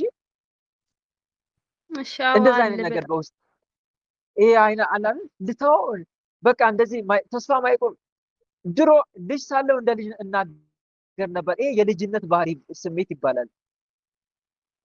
ቅዱስ ጳውሎስ ልጅ ሳለው እንደ ልጅ እናገር ነበር፣ እንደ ልጅም አስብ ነበረ፣ እንደ ልጅም እቆጥር ነበረ። ጎልማሳ ሆኜ ሳለው ግን የልጅነትን ጠባይ ሽር ያለው ይላል። ይሄ የልጅነት ባህሪ ነው። መነጫነጭ የሆነ ነገር ከፈጣሪ ጠይቀን ምላሽ ሳናገኝ የማኩረፍ ይሄ የልጅነት ጸባይ። በአይምሮ ሕፃናት አትሁኑ ብሏል ቅዱስ ጳውሎስ። በአይምሮ የበሰላችሁን እንጂ እንደ ሕፃናትማ አትሁኑ ይላል። ለክፋት ነገር ሕፃናት ሁኑ እንጂ በአይምሮ የበሰሉ ሁኑ ይላል። ለክፋት ነገር ነው ሕፃናት እንድንሆን የታዘዝነው። እና እንደዚህ አይነት ነገር ባህሪ አንቺ ጋር ካለ አቁም። ቅዱሳን እኮ እንዴ አንድ ነገር ተማሪ ምን አልሽ? አለ በጣም እንደዚህ አይነት ነገር ጽኑ ተጋድሎ የለኝም። ጸሎትም ሱባኤም ቢሆን አንድ ቀን እጀምራለሁ። ከቻልኩ ነገም እስከ 3 ቀን አደርገዋለሁ ከቻልኩ። ካልቻልኩም አንድ ቀን ብዬ ነው የምጀምረው። ሱባኤ ራሱ ቁርጥ አድርጌ አልጀምርም። እሱን ነገር አስተካክሽ። ከዛሬ ጀምረሽ አስተካክሽ። ምንም ነገር ቢፈጠር ምንም ጌታ ያልተው የሚለው ነበር ቅዱስ ዮሐንስ አጽሪ ወደ ምንኩስና ዓለም ሲሄድ ምንም ነገር ይፈጠር ምንም ከአንተ የሚለየኝ ነገር የለም ይል ነበር። ሮሜ መልእክት ምዕራፍ 8 ቁጥር 35 ላይ እንደዚህ የሚል ቃል አለ። ከክርስቶስ ፍቅር ማን ነው የሚለየን? መከራ ወይስ ጭንቀት ወይስ ስደት ወይስ ረሃብ ወይስ ራቆትነት ወይስ ፍርሃት ወይስ ሰይፍ ነውን? በዚህ ሁሉ ግን በወደደን በእርሱ ከአሸናፊዎች እንበልጣለን። ሞት ቢሆን ሕይወትም ቢሆን መላእክትም ቢሆኑ ያለውም ቢሆን የሚመጣውም ቢሆን ከፍታም ቢሆን ዝቅታም ቢሆን ልዩ ፍጥረትም ቢሆን በክርስቶስ ኢየሱስ ካለ ከእግዚአብሔር ፍቅር ሊለየን እንዳይችል ተረድቻለሁ ይላል። ቅዱስ ጳውሎስ እኮ አንድ ሰሞን ታሞ ነበረ፣ ደዌ መጥቶበት ነበረ። ራስ ምታት ይላሉ አንዳንዶቹ ወገብ ህመም ይላሉ። ግን ዞሮ ዞሮ ደዌ አለ መጥቶበት ነበር። እሱ ይታመማል። ይህን ህመም እንዲያነሳለት አምላኩን ጠየቀ። አምላኬ አንሳልኝ ይህን ህመም ሲል ጸጋዬ ይበቃሃል፣ ኃይሌ በድካሜ ይገለጣልና አለ። ይሄ ማለት ምን ማለት ነው? ጸጋ እያገኘ ያለው እንደዚህ አይነት ፈተናዎችን ስለታገስክ ነው። የዚህ ደዌ ምክንያቱ ጸጋን ታገኝ ዘንድ ነው። አንድም እንዳትታበይ ነው፣ እንዳትኩራራ ነው። ግልጽ ነው አይደል? እንደዚህ ብሎ መለሰለት። እንደዛ ነው እንዴ ብሎ ቅዱስ ዮሐንስ ደዌውን በጸጋ ተቀበለ። ለምን አመጣብኝ? እኔ እንዲህ አንተን እያገለገልኩ እረፍት የለኝም። እስር ቤት ሆኜ መልእክት እጽፋለሁ፣ እንደገና ቀኑን ሙሉ አስተምራለሁ። አንዳንዴ በባህር ጊዜን አሳልፋለሁ፣ አንዳንዴ በመሬት ደግሞም ከአሕዛብ ድብደባ ይደርስብኛል። ይሄን ሁሉ እያለ ለምን እንደዚህ አላለውም? አላማረረም። ግልጽ ነው። እና አናማረር። እሺ እህቴ፣ ደግሞ እኮ እንደዚህ የሚል ቃል አለ፣ ለሰው ሁሉ ከሚሆነው በቀር ምንም ፈተና አልደረሰባቸውም ይላል። ለሰው ሁሉ ከሚሆነው በቀር ምንም ፈተና አልደረሰባችሁም። ነገር ግን ከሚቻላችሁ መጠን ይልቅ ትፈተኑ ዘንድ የማይፈቅድ እግዚአብሔር የታመነ ነው። ትታገሱም ዘንድ እንድትችሉ ከፈተናው ጋር መውጫን ያደርግላችኋል። ደግሞ አንድ ነገር ልንገራችሁ፣ እኔነቴን ለእኔነቴ አትተወኝ፣ ለፈቃዴ አትስጠኝ፣ እንደ የምፈልገውን ብቻ አትስጠኝ፣ የሚያስፈልገኝን ስጠኝ አይባልም? አንድ ሰው ጸሎቴን አልሰማኝ የሚለው ምን ሲሆን እንደው ታውቃላችሁ? በአሁን ሰዓት እኛ የምንፈልገው ነገር ስላልተሰጠን ጸሎት አልተሰማም ማለት ነው። እንደዛ ነው እህት ወንድሞች? አይደለም፣ የሚያስፈልገኝ ስላልሆነ ይሆን ይችላል። አንዷ ጸሎቴን አልሰማኝም ወንድሜ፣ በቃ እኔ ተስፋ ቆርጬ ቀረሁ አለች። ምንድነው ጸሎትሽ? ልትነግረኝ አልፈለገችም፣ ተደባብቃለች። ንገረኝ እስቲ። አይ በቃ ጸሎቴን አልሰማኝም፣ ብዙ ጊዜ አምላኬን ጠይቄያለሁ ግን እየባሰ መጣ አለች። እሺ ምንድነው ልወቀው አልኳት። ትደባብቃለች አሁንም። ከዛ የሆነ ፍንጭ እየሰጠኋት እንዲህ ሊሆንም ይችላል እንዲህ ሊሆን ይችላል ስላት ወደ ጉዳዩ ገባችልኝ፣ ነገረችኝ። አንድ ጓደኛ አለኝ አለች። እሺ ሁሌ እሱ ወደ እኔ እንዲመጣ ነው የምፈልገው፣ ወይም በቃ አንደኛ እንዲለወጥ፣ ሁለተኛ ደግሞ የኔ እንዲያደርግልኝ ነው የምፈልገው እሱን አለች። ግን እየራቀ መምጣት ጀመረ ከመቅረብ ይልቅ። እንደውም ሱባኤ ገብቼ ጠይቄ ይርቃል የባሰ። አሁን አልሰማኝም ማለት ይቻላል? እህት ወንድሞች እስቲ ንገሩ፣ እናንተው ፍረዱ። አይቻልም፣ ሰምቷታል። እንዲያም እሷ በቃ የምትፈልገው እሱን ስለምትወደው ብቻ እንዲያመጣላት የምትፈልገው ስለምትወደው ብቻ እኮ ነው። ስሜቷን ነው እየተከተለች ያለችው። ስሜቷን በቃ እሱን አምሯታል፣ ወደዋለች፣ በቃ እንዲመጣላት ትፈልጋለች። የሱ ይሁን አይሁን አታውቅም። ህይወቷን ነገ መጥቶ ያበላሽ አታውቅም። ነገ እኮ አግብቷት ሊደርብባት ይችላል። የማይሆን ወንድ እኮ ሊሆን ይችላል። ምንም አታውቅም። ግን ፈጣሪ የሚያስፈልጋትን እያደረገላት ነው። የእሷ እንዳልሆነ እየነገራት ነው እኮ በአንድም በሌላም። ግን አትረዳም። እሷ በቃ ተስፋ ትቆርጣለች። ጸሎቴን አቋርጣለሁ። መጨረሻ ላይ ስነግራት ባንነች። እና እህት ወንድሞች በጣም የሱ ፈቃድን ነው ጌታ እኮ የጸለያት ጸሎት በጌቴሴማኒ አባቶ ይህቺ ጽዋ ከኔ ትለፍ፣ ነገር ግን እንደኔ ፈቃድ አይሁን እንዳንተ ፈቃድ። የሱና የአባቱ ፈቃድ እኮ አንዱ ሳይሆን ቀርቶ አይደለም፣ ግን ለኛ ነው ምሳሌ። ከኔ ተማሩ እያለን ነው። ነገሮችን ስትጸልዩ ሁሉም እንደኔ ፈቃድ ይሁን አትበሉ እኮ ነው።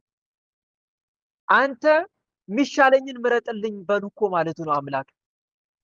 ኢየሱስ ክርስቶስ ሲጸልይ እኮ ሚሻለኝን ምረጡ በሉ፣ ሚሻላችሁን እንኳን አታውቁም እያለን እኮ ነው። እኛ እኮ ሚሻለንን እንኳን አናቅም።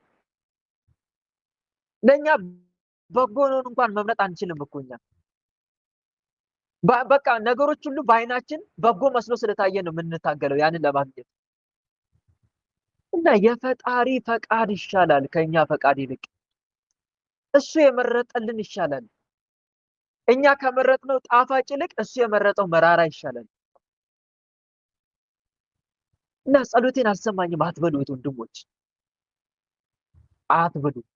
የራሳችን የልባችን መሻ ስላልተፈጸመ ብቻ ጸሎቴን እንደዛ ትክክል አይደለም። እንዳንተ ፈቃድ ይሁን፣ እንደ ፈቃድ ይሁን ጌታዬ። አንተ እንደፈቀድከው ለኔ ፈቃድ አትስጠኝ። እኔ የምጠይቅ ጥያቄ ትክክል ካልሆነ አትስጠኝ። ግልጽ ነው? እስቲ በሉት አሁን ያልኩት። እኔ የምጠይቅ ጥያቄ ትክክል ካልሆነ አትስጠኝ። ትክክል ካልሆነ፣ ተገቢ ካልሆነ፣ ማይጠቅመኝ ከሆነ አትስጠኝ። በቃ አዎ። ስለዚህ እኛ ትክክል ያልሆነው ነገር ጠይቀ ነው ካልሰጠን ለምን እናኮርፋለን? ፈጣሪያችንን ለምንድን ነው የምናኮርፈው? ልናመሰግነው የሚገባውን እናኮርፈዋለን። እግዚአብሔር እኮ ስላደረገው ብቻ የሚመሰገን አይደለም፣ ስላላደረገውም ጭምር የሚመሰገን አምላክ እንጂ ስላላደረገውም ጭምር የሚመሰገን አምላክ ነው። እና አንድ መረዳት ያለብሽ ወለተ ትንሣኤ ይሄንን ነው። እሺ ጠይቂ። ስትጠይቂ ግን እሱን ከሚያሳዝን ነገሮች ሁሉ በቻልሽው መጠን እየራቅሽ። በህይወቴ እሱ የሚያሳዝን ነገር ምን አለ? ህይወቴ ውስጥ ሐሜት አለ፣ ይሄን ማራቅ አለብኝ። ዘፈን ጭፈራ አለ፣ ይሄን ማራቅ አለብኝ። ዝሙት ህይወት አለ፣ ይሄን ላረቅ ይገባል። ንዴት፣ ብስጭት፣ ማጉረምረም አለ፣ ይሄን ላረቅ ይገባል። እነኛን ማራቅ። ትዕቢት አለ፣ ይሄን ማራቅ ላርቅ። ጥርጥር አለ፣ መናፍቅነት፣ ይሄን ላረቅ ይገባል። ጸሎት፣ ስግደት ማቋረጥ አለ፣ ይሄን ላረቅ ይገባል። እነኝን ነገር እያራቅሽ እሱ ደስ የማይሰኝባቸው ነገሮች እያራቅሽ እሱ ደስ የሚሰኝበት ነገሮች ላይ እያተኮርሽ አጥብቆ መጠየቅ፣ መማፀን። ባይመለስ እንኳን እንደተመለሰ አድርገሽ ማመስገን። ግልጽ ነው ምን እንደሆነ እንደተመለሰ። ይሄ ነው መንፈሳዊነት ማለት። መንፈሳዊነት ማለት ይሄ ነው። ውስጥ ደግሞ መናፍስት ትልቁ ትግላቸው የሆነ ነገር እንጠይቅና ይሄው አልሰማም፣ ይሄው አልሰማሽ፣ እንደዚህ አይነት ነገር አለባቸው ያደርጋሉ። መናፍስት እንድናጉረመርም ይፈልጋሉ። ይሄው ምን ተጠቀምሽ? የዛሬ ስንት ዓመት ተጋሉ ጀምረሽ ዛሬ የትናንት ቦታ ላይ ነሽ። ስንት ጊዜ መናፍስት አስተኘሽ። ለውጥ አለ ይልሻል፣ ይመጣና አይደል ይላል። ስንት ጊዜ መናፍስት አስተኘ፣ ስንት ጊዜ ምን ለውጥ አገኘ፣ ምን ጥቅም አገኘ ይላል። ተስፋ ሊያስቆርጥ ስንት ጊዜ ጸለይክ፣ ሰገድክ፣ ለውጥ አገኘ፣ ድካም ብቻ ይላል። ለውጡን ደግሞ ከሚያያይዝልን ከምኑ ጋር መሰላችሁ? ስጋዊ ጥቅም ጋር እያገናኘ ነው፣ እያያያዘ ማለት ነው። እና ልንጠነቀቅ ይገባል። ለሰይጣን ቦታ ልንሰጠው አይገባም። የሚያጉረመርም በውስጣችን ሆኖ ሲያጉረመርም ብለን ልናዳምጠው አይገባም። ሰው ባሪያ የሆነ መምጣት የሚጀምረው በውስጡ ለሚሾካሾከው ሀሳብ መታዘዝ ሲጀምር ነው። በውስጡ ሰይጣን ለሚያቀብለው ሀሳብ መገዛት ሲጀምር፣ መታዘዝ ሲጀምር፣ ማዳመጥ ሲጀምር ያኔ ሰው እየደከመ ይመጣል። በመንፈሳዊ ሕይወት እጅ እየሰጠ ይመጣል። እና እህቶቼ እንደዚህ እንዳታደርጉ እሺ። በምናቦቻችሁ ከሚታያችሁ ሀሳቦች ጋር አትነጋገሩ ይላል። እና አሰላለፍሽን አስተካክል ከዛሬ ጀምረሽ እሺ። ያኔ ልክ ልታቋርጭ ስትይ የነበረች ስሜት ትክክለኛ ስሜት አልነበረም።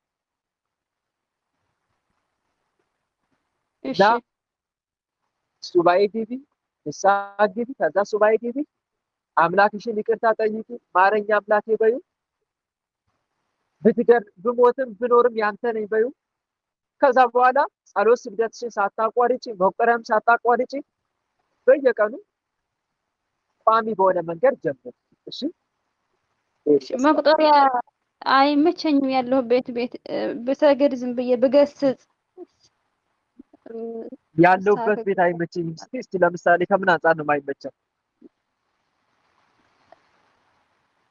እንትን እኔ የምተኛበትና እነሱ የምተኝበትን አንድ በኩል ነው። ድምጽ በጣም ይሰማል። እንትን እንደ ጸሎት ራሱ እንትን አንድ ክፍል ነው እንጂ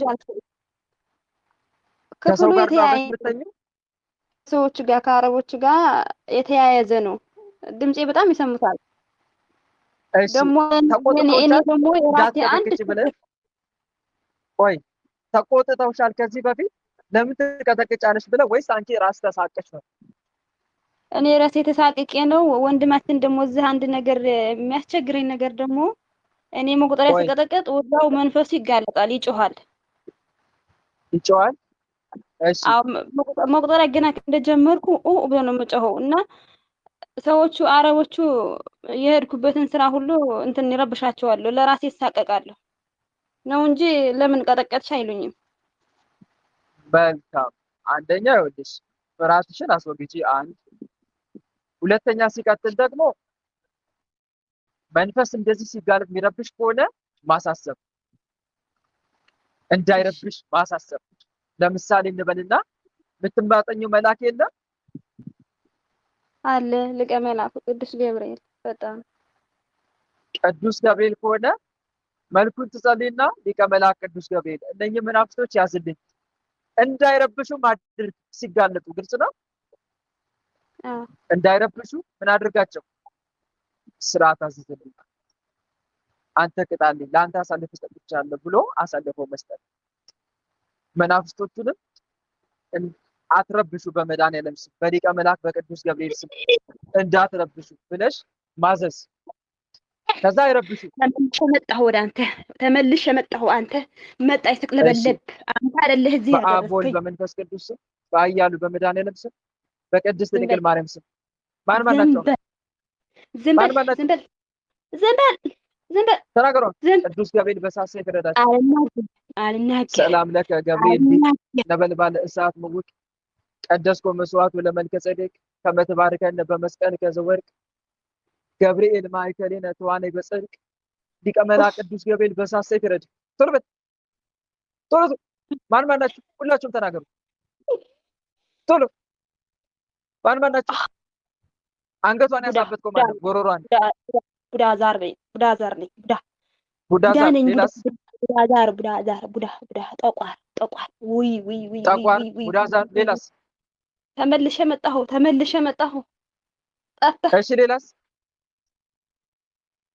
ሌላስ የቀረ? ሁላችሁም ተናገሩ ቶሎ። ቡዳ ዛር፣ ጠቋር። ሌላስ? ጥላውጊ።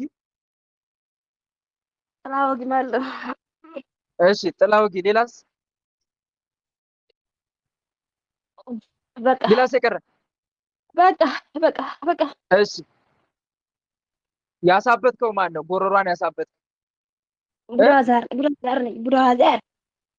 እሺ ተነሳውን በሊቀ መልአክ በቅዱስ ገብርኤል ስም ቶሎ ውጣ። ከጉሯ ተነስ፣ ቶሎ ተነስ።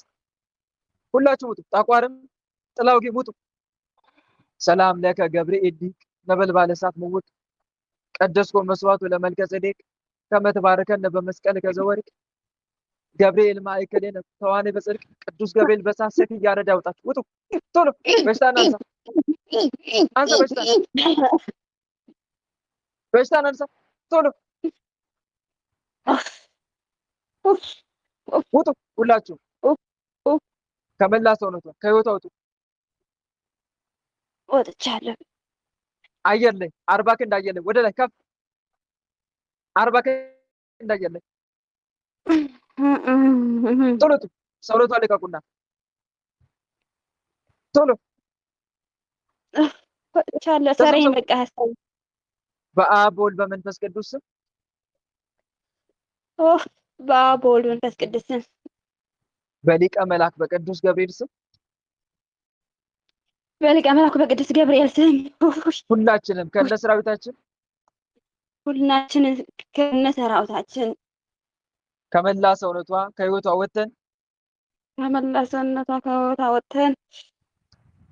በሽታችንን አንስተን ከዛሬ ጀምሮ ወደ ሰውነቷ ገብተን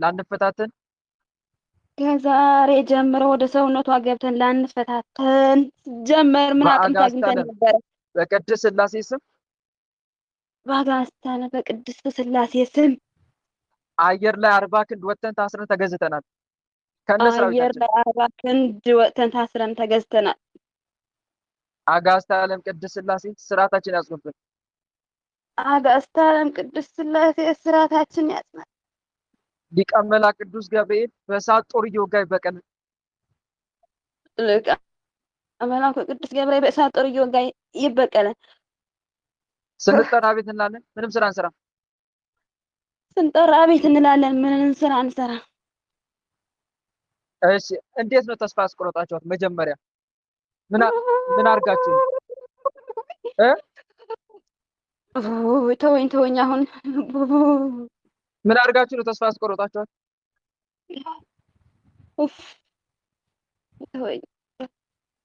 ተወኝ። በአጋዕዝተ ዓለም በቅድስት ሥላሴ ስም ቶሎ በል። ተወኝ አልኩህ እኮ ተወኝ። ቅዱስ ገብርኤል በእሳት ሰይፍ ይረድን። ተወኝ፣ እንደ ንፋሳ ብንን በዛ እንዳያጠፋት ተወኝ። ሊቀ መላእክት ቅዱስ ገብርኤል ይበቀል። ምንም ስልጣን የለም። ተናገር። ተወኝ። ተስፋ የምታስቆርጣት ማን ነው? ተወኝ። ተስፋ የምታስቆርጣት ውስጣውን የምታንሾካቸው ቡዳዛር ነኝ። ቡዳዛር አይነ ጥላ ነኝ። ምን ነው ተስፋ የምታስቆርጣት? በቃ በህይወቷ እስር አድርጌዋለሁ። አንድ ነጥብ ጥብታ የላትም። ብጸልይ ብሰግድ ምን ብትል እበላዋለሁ፣ እጠጣዋለሁ፣ የምትሰራውን እበላዋለሁ፣ እበላዋለሁ። እበለዋለሁ። አዎ በረከት አጠፋዋለሁ። እሺ ዝግትግት አድርጌላታለሁ። ዝግትግት ዝግትግት ዝግትግት እኮ እንዴት አቅም አገኘ? አቅም ያገኘው እንዴት ነው? ምን አይነት ደካማ ጎኗን እየተጠቀምክ ነው? እ ተስፋ ትቆርጣለህ። ተስፋ ትቆርጣለህ። ተስፋ ትቆርጣለህ። ሳምንት ትጸልና ከዛ ሳምንት ትተዋለህ። ከዛ ሳምንት ከእኔን ተመሳሰሉ ሰዎች አገናኛቻለሁ። ስትጫወት ትረሳዋለህ። ከዛ ደግሞ ትዝ ይላታል ክርስቲያን መሆኗን ደግሞ ትዝ ይላታል። ደግሞ መቁጠሪያውን ስግደቱ ታየዋለህ። ደግሞ ወደዚህ ማህበር ብቅ ትላለህ አንዳንዴ። ከዛ ወይ መንፈስ እየተሸኘ ከቆየ ቦታ ትላለህ። ትምህርት ወላዋይ ካለም አድርጋት ነው ማለት ነው። ትገባለህ። ወላዋይ እያደረካት። አዎ ራሴ ወላዋይ አይደለም ይብዳ። እሺ እና በዚህ ነው አቅም ያገኘው። አዎ በአንድ እንደማትጸና ስለማውቅ ወላዋይ አደርጋታለሁ። እሺ ሌላስ በምንድን የምትፈታተነው? በቃኝ፣ ለዛሬ ተወኝ፣ በቃኝ።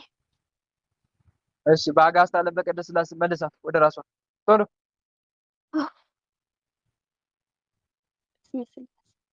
ወለተ ትንሣኤ አቤት ይሰማል። ይኸው ደካማ ጎንሽንም ተናገረ። ስለምትወላውይ ነው። አትጸኝም ማለት ነው። የሆነ መጽናት የሚባል ነገር የለም። አዎ በዕለተ ሐሙስ እንደተፈጠሩ ፍጥረታት ማለት ነው። በዕለተ ሐሙስ የተፈጠሩ ፍጥረታትን ታውቂያለሽ? 3 ፍጥረታት ተፈጥረው ነበር ከባህር በክንፍ የሚበሩ በእግር የሚሽከረከሩ እንደገናም ደግሞ በሆዳቸው የሚሳቡ እና ከባህር ሲፈጠሩ ግማሹ በረው በዛው ቀርተዋል። ግማሹ ደግሞ እዛው ባህር ላይ እየተንሳፈፉ ቀርተዋል። የተወሰኑት ግማሹ ደግሞ ምን ሆነዋል? አንዴ ባህር ይሄዳሉ፣ አንዴ ደግሞ ወደ አየር፣ አንዴ ከባህር ውጭ ይኖራሉ፣ አንዴ በባህር ውስጥ ይኖራሉ። ልክ አንቺ እንደነኛ ነው የመሰልሽው ማለት ነው። መወላወል፣ በአንድ ነገር አለመጽናት፣ ተስፋ ቶሎ መቁረጥ ያንቺ ችግር ይሄ ነው እንጂ። ስለዚህ ይሄን ችግርሽን ልታረሚ ይገባል። ከቅድሙ ስመክርሽ የነበረው ይሄንን ጉድለትሽን እንድታስተካኪ ነው። እሺ ግልጽ ነው። እና አደራ ፈጣሪ የሚጉረመረምበት አምላክ አይደለም። የምናኮርፈው አምላክ አይደለም። አባታችን ላይ እንደምናኮርፈው ወላጆቻችን ላይ እንደምናኮርፈው አይደለም። ወላጆቻችን ሊሳሳቱ ይችላሉ፣ እሱ ግን አይሳሳትም። ግልጽ ነው እህቴ? ግልጽ ነው አባ፣ ግልጽ ነው። መልካም። በተረፈ ጸኝ ከዛሬ ጀምሮ እንደማትወላውይ አውቃለሁ። መጽሐፍ እንዲህ ይላል፣ 2 ሐሳብ ላለው በመንገዱም ለሚወላውል ለዚያ ሰው ከጌታ ዘንድ አንዳች እንዲያገኝ አይምሰለው ይላል የያዕቆብ መልእክት ምዕራፍ 1 ቁጥር 8 ላይ እና እንዳትወላውይ ለማለት ነው። እሺ እሺ፣ በጸሎታችን አስቡኝ። እሺ መልካም፣ እግዚአብሔር ያስብሽ። እሺ ሌላ ጥያቄ? ወለተ ሥላሴ ወለተ ሥላሴ አቤት አቤት። ሰላም ዋላችሁ የእግዚአብሔር ቤተሰቦች። እግዚአብሔር ይመስገን። መድኃኒዓለም ክብሩ ይስፋ። ኤርፎን ንቀይና ጠይቂ። ነቅያለሁ። ወይም ድምፅሽን ከፍ አድርጊው። እሺ እሺ። እኔ ሁል ጊዜ ያው እመጣለሁ፣ መንፈሱ እያስቸገረኝ አልተገናኘንም። እኔ ላይ ያለው ከባድ ስለሆነ ያው አንድም ብትገስጽልኝ፣ ሁለተኛም ደግሞ እስቲ ከኔም ችግር ይሁን ጥያቄዎች 2 አሉኝ። ግልጽ አድርጊው ጥያቄሽን መጀመሪያ ታለምዬ። እሺ ጥያቄ እኔ ሳከፍል ከበላሁኝ ቀጥታ አሁን 9 ሰዓት እንደ ሰው ከበላሁኝ ያመኛል። ስለሚያመኝ አከፍላለሁ። አሁን ለምሳሌ ትናንትና ሰኞ አልበላሁም። ዛሬ አድሬ በዚህ ሀገር በዱባይ 2 ሰዓት በኢትዮጵያ እንግዲህ 6 ሰዓት ነው የሚሆነው አይደለም? እንደዛ ሰዓት ስበላ ኃጢአት ነው ወይ የሚሆንብኝ? አንድ ይሄ ነው። እስኪ ሁለተኛ ምን ደግሞ ሳደርግ ጾም ላይ እሺ ጾም አከፍላለሁና ሳከፍል አሁን ትላንትና ሙሉ ቀን አልበላውም ውያለሁ እሺ አድሬያለሁ። ዛሬ ከዛ ግን ዛሬ በኢትዮጵያ አላውቅም ሰዓቱን፣ በዚህ ሀገር ግን 2 ሰዓት ማለት ነው። ስበላ ኃጢአት ነው ወይ? አሁን በኢትዮጵያ እዛ 2 ሰዓት ከሆነ እዚህ 6 ሰዓት ነው የሚሆነው ማለት ነው 6 ሰዓት ነው 7 ሰዓት ነው የሚሆነው እኮ። ከጾሙ ሰዓት ቀድመሽ እየበላሽ ነው ማለት ነው አይደል? አዎ እንደዛ አቅም ይነሳኛል፣ ስበላም ያመኛል። አስተካኪ ታለምዬ፣ ይኸውልሽ በጾም ሰዓት በነገራችን ላይ እንደዛ እያደረግን ልናከፍል ተገቢ አይደለም ሲጀመር። ግልጽ ነው። ይሄ የጾም ወቅት ነው። የጾም ወቅት ደግሞ የሰዓት ልዩነት አለው። እስከ ስንት ሰዓት መጾም እንዳለብን የሚያስቀድሱ ከሆነ ቅዱስ ቁርባን እስከሚቀበሉባት እስከ 9 ሰዓት ሊጾሙ ይችላሉ። ከዛ ውጪ ግን ማስቀድሱ ሁሉ ደግሞ እስከ 11 ሰዓት ይጾማሉ። ግልጽ ነው አይደል? ስለዚህ አሁን ገባ። ወይ እንዲያረሽ መጾም ትችያለሽ። በቀን አንድ እየተመገብሽ ልክ ጾም የምትጾሚበት ሰዓት አለ አይደለ?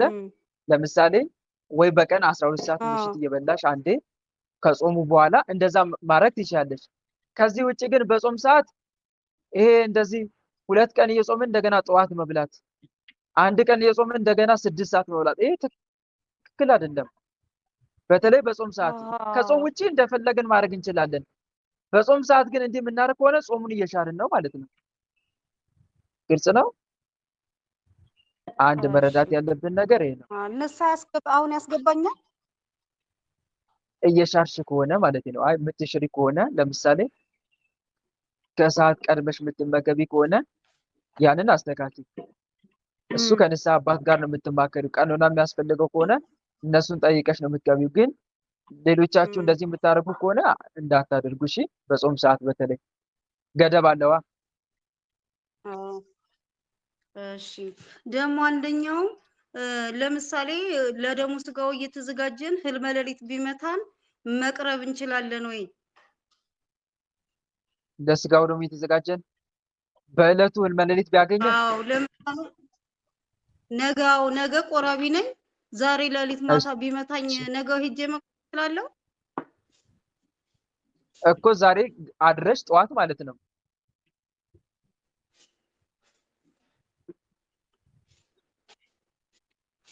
ይሰማል? ድምጼ እየሰማሽ ነው? አይሰማም፣ ተቆራርጦ ነው። የኔ ድምጽ አይሰማም? ይሰማል ወንድማችን፣ አሁን ይሰማል። በእለቱ ህልመ ሌሊት ከመታን አንቆርብም። በእለቱ ለምሳሌ ስጋው ደግሞ በምንቀበልበት ሌሊት መቶን ካደረን አንቀበልም። ሴቶች ግን የወር አበባ ነው። የወር አበባ ከመጣ አንቀበልም። አትቀበሉም። ለ7 ቀን ትቆያላችሁ። 7 ቀን ቆይታችሁ በ7ኛው ቀን ሰውነታችሁን ታጥባችሁ በ8ኛው ቀን ነው ሄዳችሁ መቀበል የምትችሉት። የወር አበባ ከሆነ ህልመ ሌሊት ከሆነ ግን 1 ቀን ነው። ግልጽ ነው። ህልመ ሌሊት ስንት ቀን ነው? 1 ቀን ነው። 1 ቀን ብቻ ነው። ከዛ ውጪ ግን በ2ኛው ቀን ሄደን ሰውነታችንን ታጥበን ንጹህ ሆነን መቁረብ እንችላለን። ሰውነታችን ደግሞ የምንታጠበው በእለቱ ሳይሆን በዋዜማው። ይሄ ነው እቴ። እሺ እኔ ደግሞ አንድ ነገር አለኝ። ይሄ ሁልጊዜ መንፈሱ ልክ አሁን እኔ እንደዚህ አይነት አባት የሚገስጹ ወንድሞች ምናምን ጋር ስገባ ኖርማል ቅልል ብሎ ኖርማል ያደርገኛል።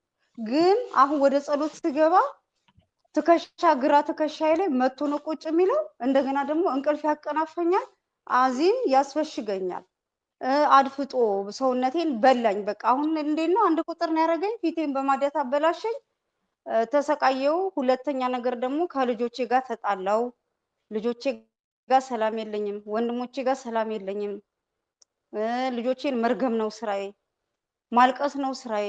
እንደገና ደግሞ ተይ ተብዬ እግዚአብሔርን እንዴት ብለሽ በዚህ ደሙ ስጋው ትቀበያለሽ ሲሉኝ ልጆቼን ሂጄ ሰላም ስላቸው ልጆቼ የሰደብኳቸውን ቮይስ አምጥተው ይቅርታ ልላቸው ስል መልሰው ያንን ቮይስ ያሰሙኛል። ተቸገርኩኝ። መልካም እሺ አለምዬ፣ በመጀመሪያ ቋሚ የጸሎት ህይወት ይኑርሽ። ምንድነው ጸሎት የምታደርሺው እስቲ? ጸሎትን የማደርሰው ጠዋት የማደርሰው ሰኔ ጎልጎታ መልከ ቅዱስ ሚካኤልና የዋሉትን አሁን ገድሎችን እያንዳንዱን አውቀኸኝ ከሆነ ገድሎችን ወደ ዱባይ አንተ ነው ሁሉንም የላክልኝ። ዛሬ አሁን ማር ቅዱስ ሚናስ ናቸው። ማር ቅዱስ ሚናስን አድርሻለሁ። እኔ ገድል ልኬ አላውቅም። አለምዬ ተሳስተሻል። ምናልባት ሌላ ሰው ነው። እኔ ገድል ልኬ አላውቅም። ወልዳን ማኔ ለዛ መምህር ተስፋዬ እኔም ለማንም ሰው ልኬ አላውቅም። ምናልባት ወልደ አማኑኤል የሚመስል ሌላ ሰው ሊኖር ይችላል በስም የሚመሳሰል እንጂ እኔ ለማንም ገድል ወደ ውጭ ልኬ አላውቅም። እሺ ሌላ ነው ዳኒ ነው የላከልኝ። እኔ በክርስትና ስሙን አላውቅም። ዳኒ ነው። አንተ ሌላ ነህ ማለት ነው። እኔ ወልደ አማኑኤልና ወልደ ኪዳን ሌላ ነን። ዳኒ የምትይው ወልደ ኪዳን የሚባለው እሱ ቤተሳይዳ ግሩፕ ነው ያለው እና የለየሽ እህቴ። እሺ ወንድሜ ሶሪ መስሎኝ ነው። እና አሁን እኔ ሁልጊዜ ማይቀር ቅዱስ ሚካኤል እንደማመጥ። እሺ መዝሙረ ዳዊት ታደርሻለሽ? መዝሙረ ዳዊት በቁጥር ነው ማድረሰው። መዝሙር 11 እና መዝሙር 90፣ መዝሙር 34፣ መዝሙር 138 ብቻ ነው ማድረሰው ጊዜ ስለሌለኝ።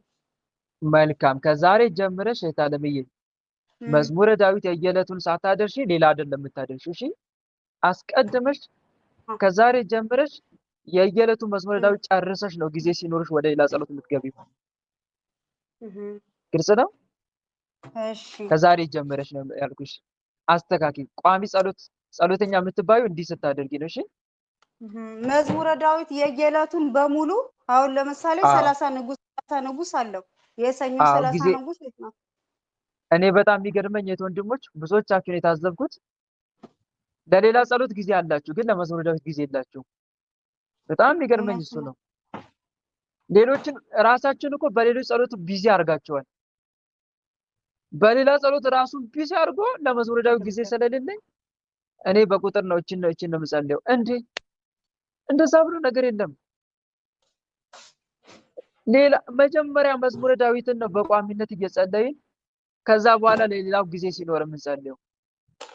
ዋናውን ትተን ግን ራሳችን በሌሎች ጸሎት አጨናንቀን ከዛ ለመዝሙረ ዳዊት ጊዜ የለም ስንል በእውነት በጣም ነው የሚያሳዝነው።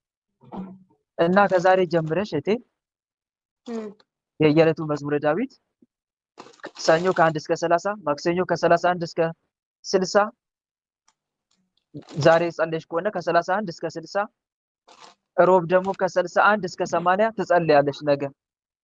ግልጽ ነው? እሺ ከዛ እንደዛ እያልሽ እስከ እሁድ ድረስ እሁድን ደግሞ ማሌ ዘሰለሙና ጸሎተ ነቢያትን እነኝን እያደረሽ ቋሚ ጸሎት አድርገሽ ያዥ። እሺ ከዛ ልክ መዝሙረ ዳዊት ማሌ ሰለሞን የለኝማ አለ ስልክ ላይም ለጊዜው መጸለይ ትችላለሽ በዛም ቢሆን። እሺ እና ይኸውልሽ ልክ መዝሙረ ዳዊት እንዳለቀ ወደ ውዳሴ ማርያም ነው የምትገቢው። ወደ ምንድን ነው የምትገቢው? ወደ ውዳሴ ማርያም። እሺ እነኚህ ሁለቱ በመጽሐፍት የታዘዝናቸው ጸሎቶች ናቸው። እሺ ከዛ በኋላ ነው ሌላ ጸሎት ጊዜ ሲኖርሽ ምትጸልዩ። ከዛ እንደ አቅም አንድ መልክ መጸለይ ትችያለሽ። ወይ አጋዕዝተ ዓለም ሥላሴን ወይ የመድኃኒዓለምን መልክ መጸለይ ትችያለሽ። ለምንድን ነው? መቁጠሪያ ልትገቢ ነው አይደለ? ከመቀጥቀጥሽ በፊት በዛ ቅዱስ ስም ለመማፀን እነኛ መናፍስቶችን ለመያዝ ያንን ማድረግ ትችያለሽ። ደግሞ መቁጠሪያ ስትጠቀሚ ምንድነው ማድረግ ያለብሽ? መልክ ጸልይ። መልክ ለምሳሌ ቸሩ መድኃኒዓለም መናፍስቱ የምትማፀኝ ከሆነ ጌታ መልኩን ትጸልይና ጌታዬ መድኃኒዓለም እባክን ስለ ድንግል ማርያም ብለህ ሰውነቴ ውስጥ ያረፈጡትን መናፍስት አሁን ቅድም ችግሮችን ስትዘረዝሪልኝ ነበር። እንዲያረገኛል ስትል እንደዛ የሚያደርገኝሽን ነገሮች በሙሉ ለመድኃኒዓለም እየነገርሽ እንዲህ የሚያደርጉኝ መናፍስቶች በሙሉ ለአንተ አሳልፌ ሰጥቻለሁ። ጌታዬ በስምህ ታምኜ ስቀጠቅጥ አንተ ቀጥቅጥልኝ። የስምን ኃይል በዚህ መቁጠሪያ ላይ አሳድርና መናፍስቶችን ያዝልኝ፣ ቀጥቅጥልኝ ብለሽ ከዛ በኋላ መቁጠሪያው ላይ እፍ ብለሽ በኃያሉ በመድኃኒዓለም ስም መቀጥቀጥ። ግልጽ ነው። በመድኃኒዓለም ስም አዛችኋለሁ። እንዲህ አይነት ጥፋት የምታጠፉ ከሰው ጋር የማታስማሙኝ የምታሰድቡኝ በመድኃኒዓለም ስም ተይዛችኋል እያልሽ መናፍስቶችን መቀጥቀጥ ትችያለሽ። እሺ ያንን ነው ማድረግ የምትችይው። እሺ አሁን እኔ ይቅርታ ስላቸው ልጆቼ ይቅር እንዳንባባል የሰደብኳቸው መልሰው ላኩብኝ። አሁን እኔ ዝም ብዬ ብቆርብ ኃጢአት ይሆንብኛል? ይቅርታ ስትያቸው ይቅርታ አላረጉ? ይቅርታ ልላቸው ሲሄድ እንዴት ናችሁ ብዬ እኔ ይቅርታ ልላቸው ሲሄድ ሰው ዱባይ ጦርነት ነው እንኳን እናቴ የት ነሽ አትሉኝም ወይ? እስኪ ነው ሁሉ ጊዜ እንዴት ናችሁ ልበላችሁ እንዴት ናችሁ ስላት የእኔ ሰደብኳትን ቮይሴን አስቀምጣ ላከችልኝ። ከዛ እኔም ደግሞ ተናድጄ ያንን እሷ የሰደበችኝን ቮይስ መልሼ ላኩላት። አሁን ስቀበል ኃጢአት ነው አይደለም? እንደዛ አይደለም ማለት አለምዬ። ይኸውልሽ ቮይሱን ስትልክልሽ እሷ ያዳመጠችን የሰደበችሽን ስድብ ሳይሆን መላክ አንቺ ይቅርታ የምጠይቅ ነው። እሺ አጥፍቻለሁ፣ ይቅርታ አጥፍቻለሁ፣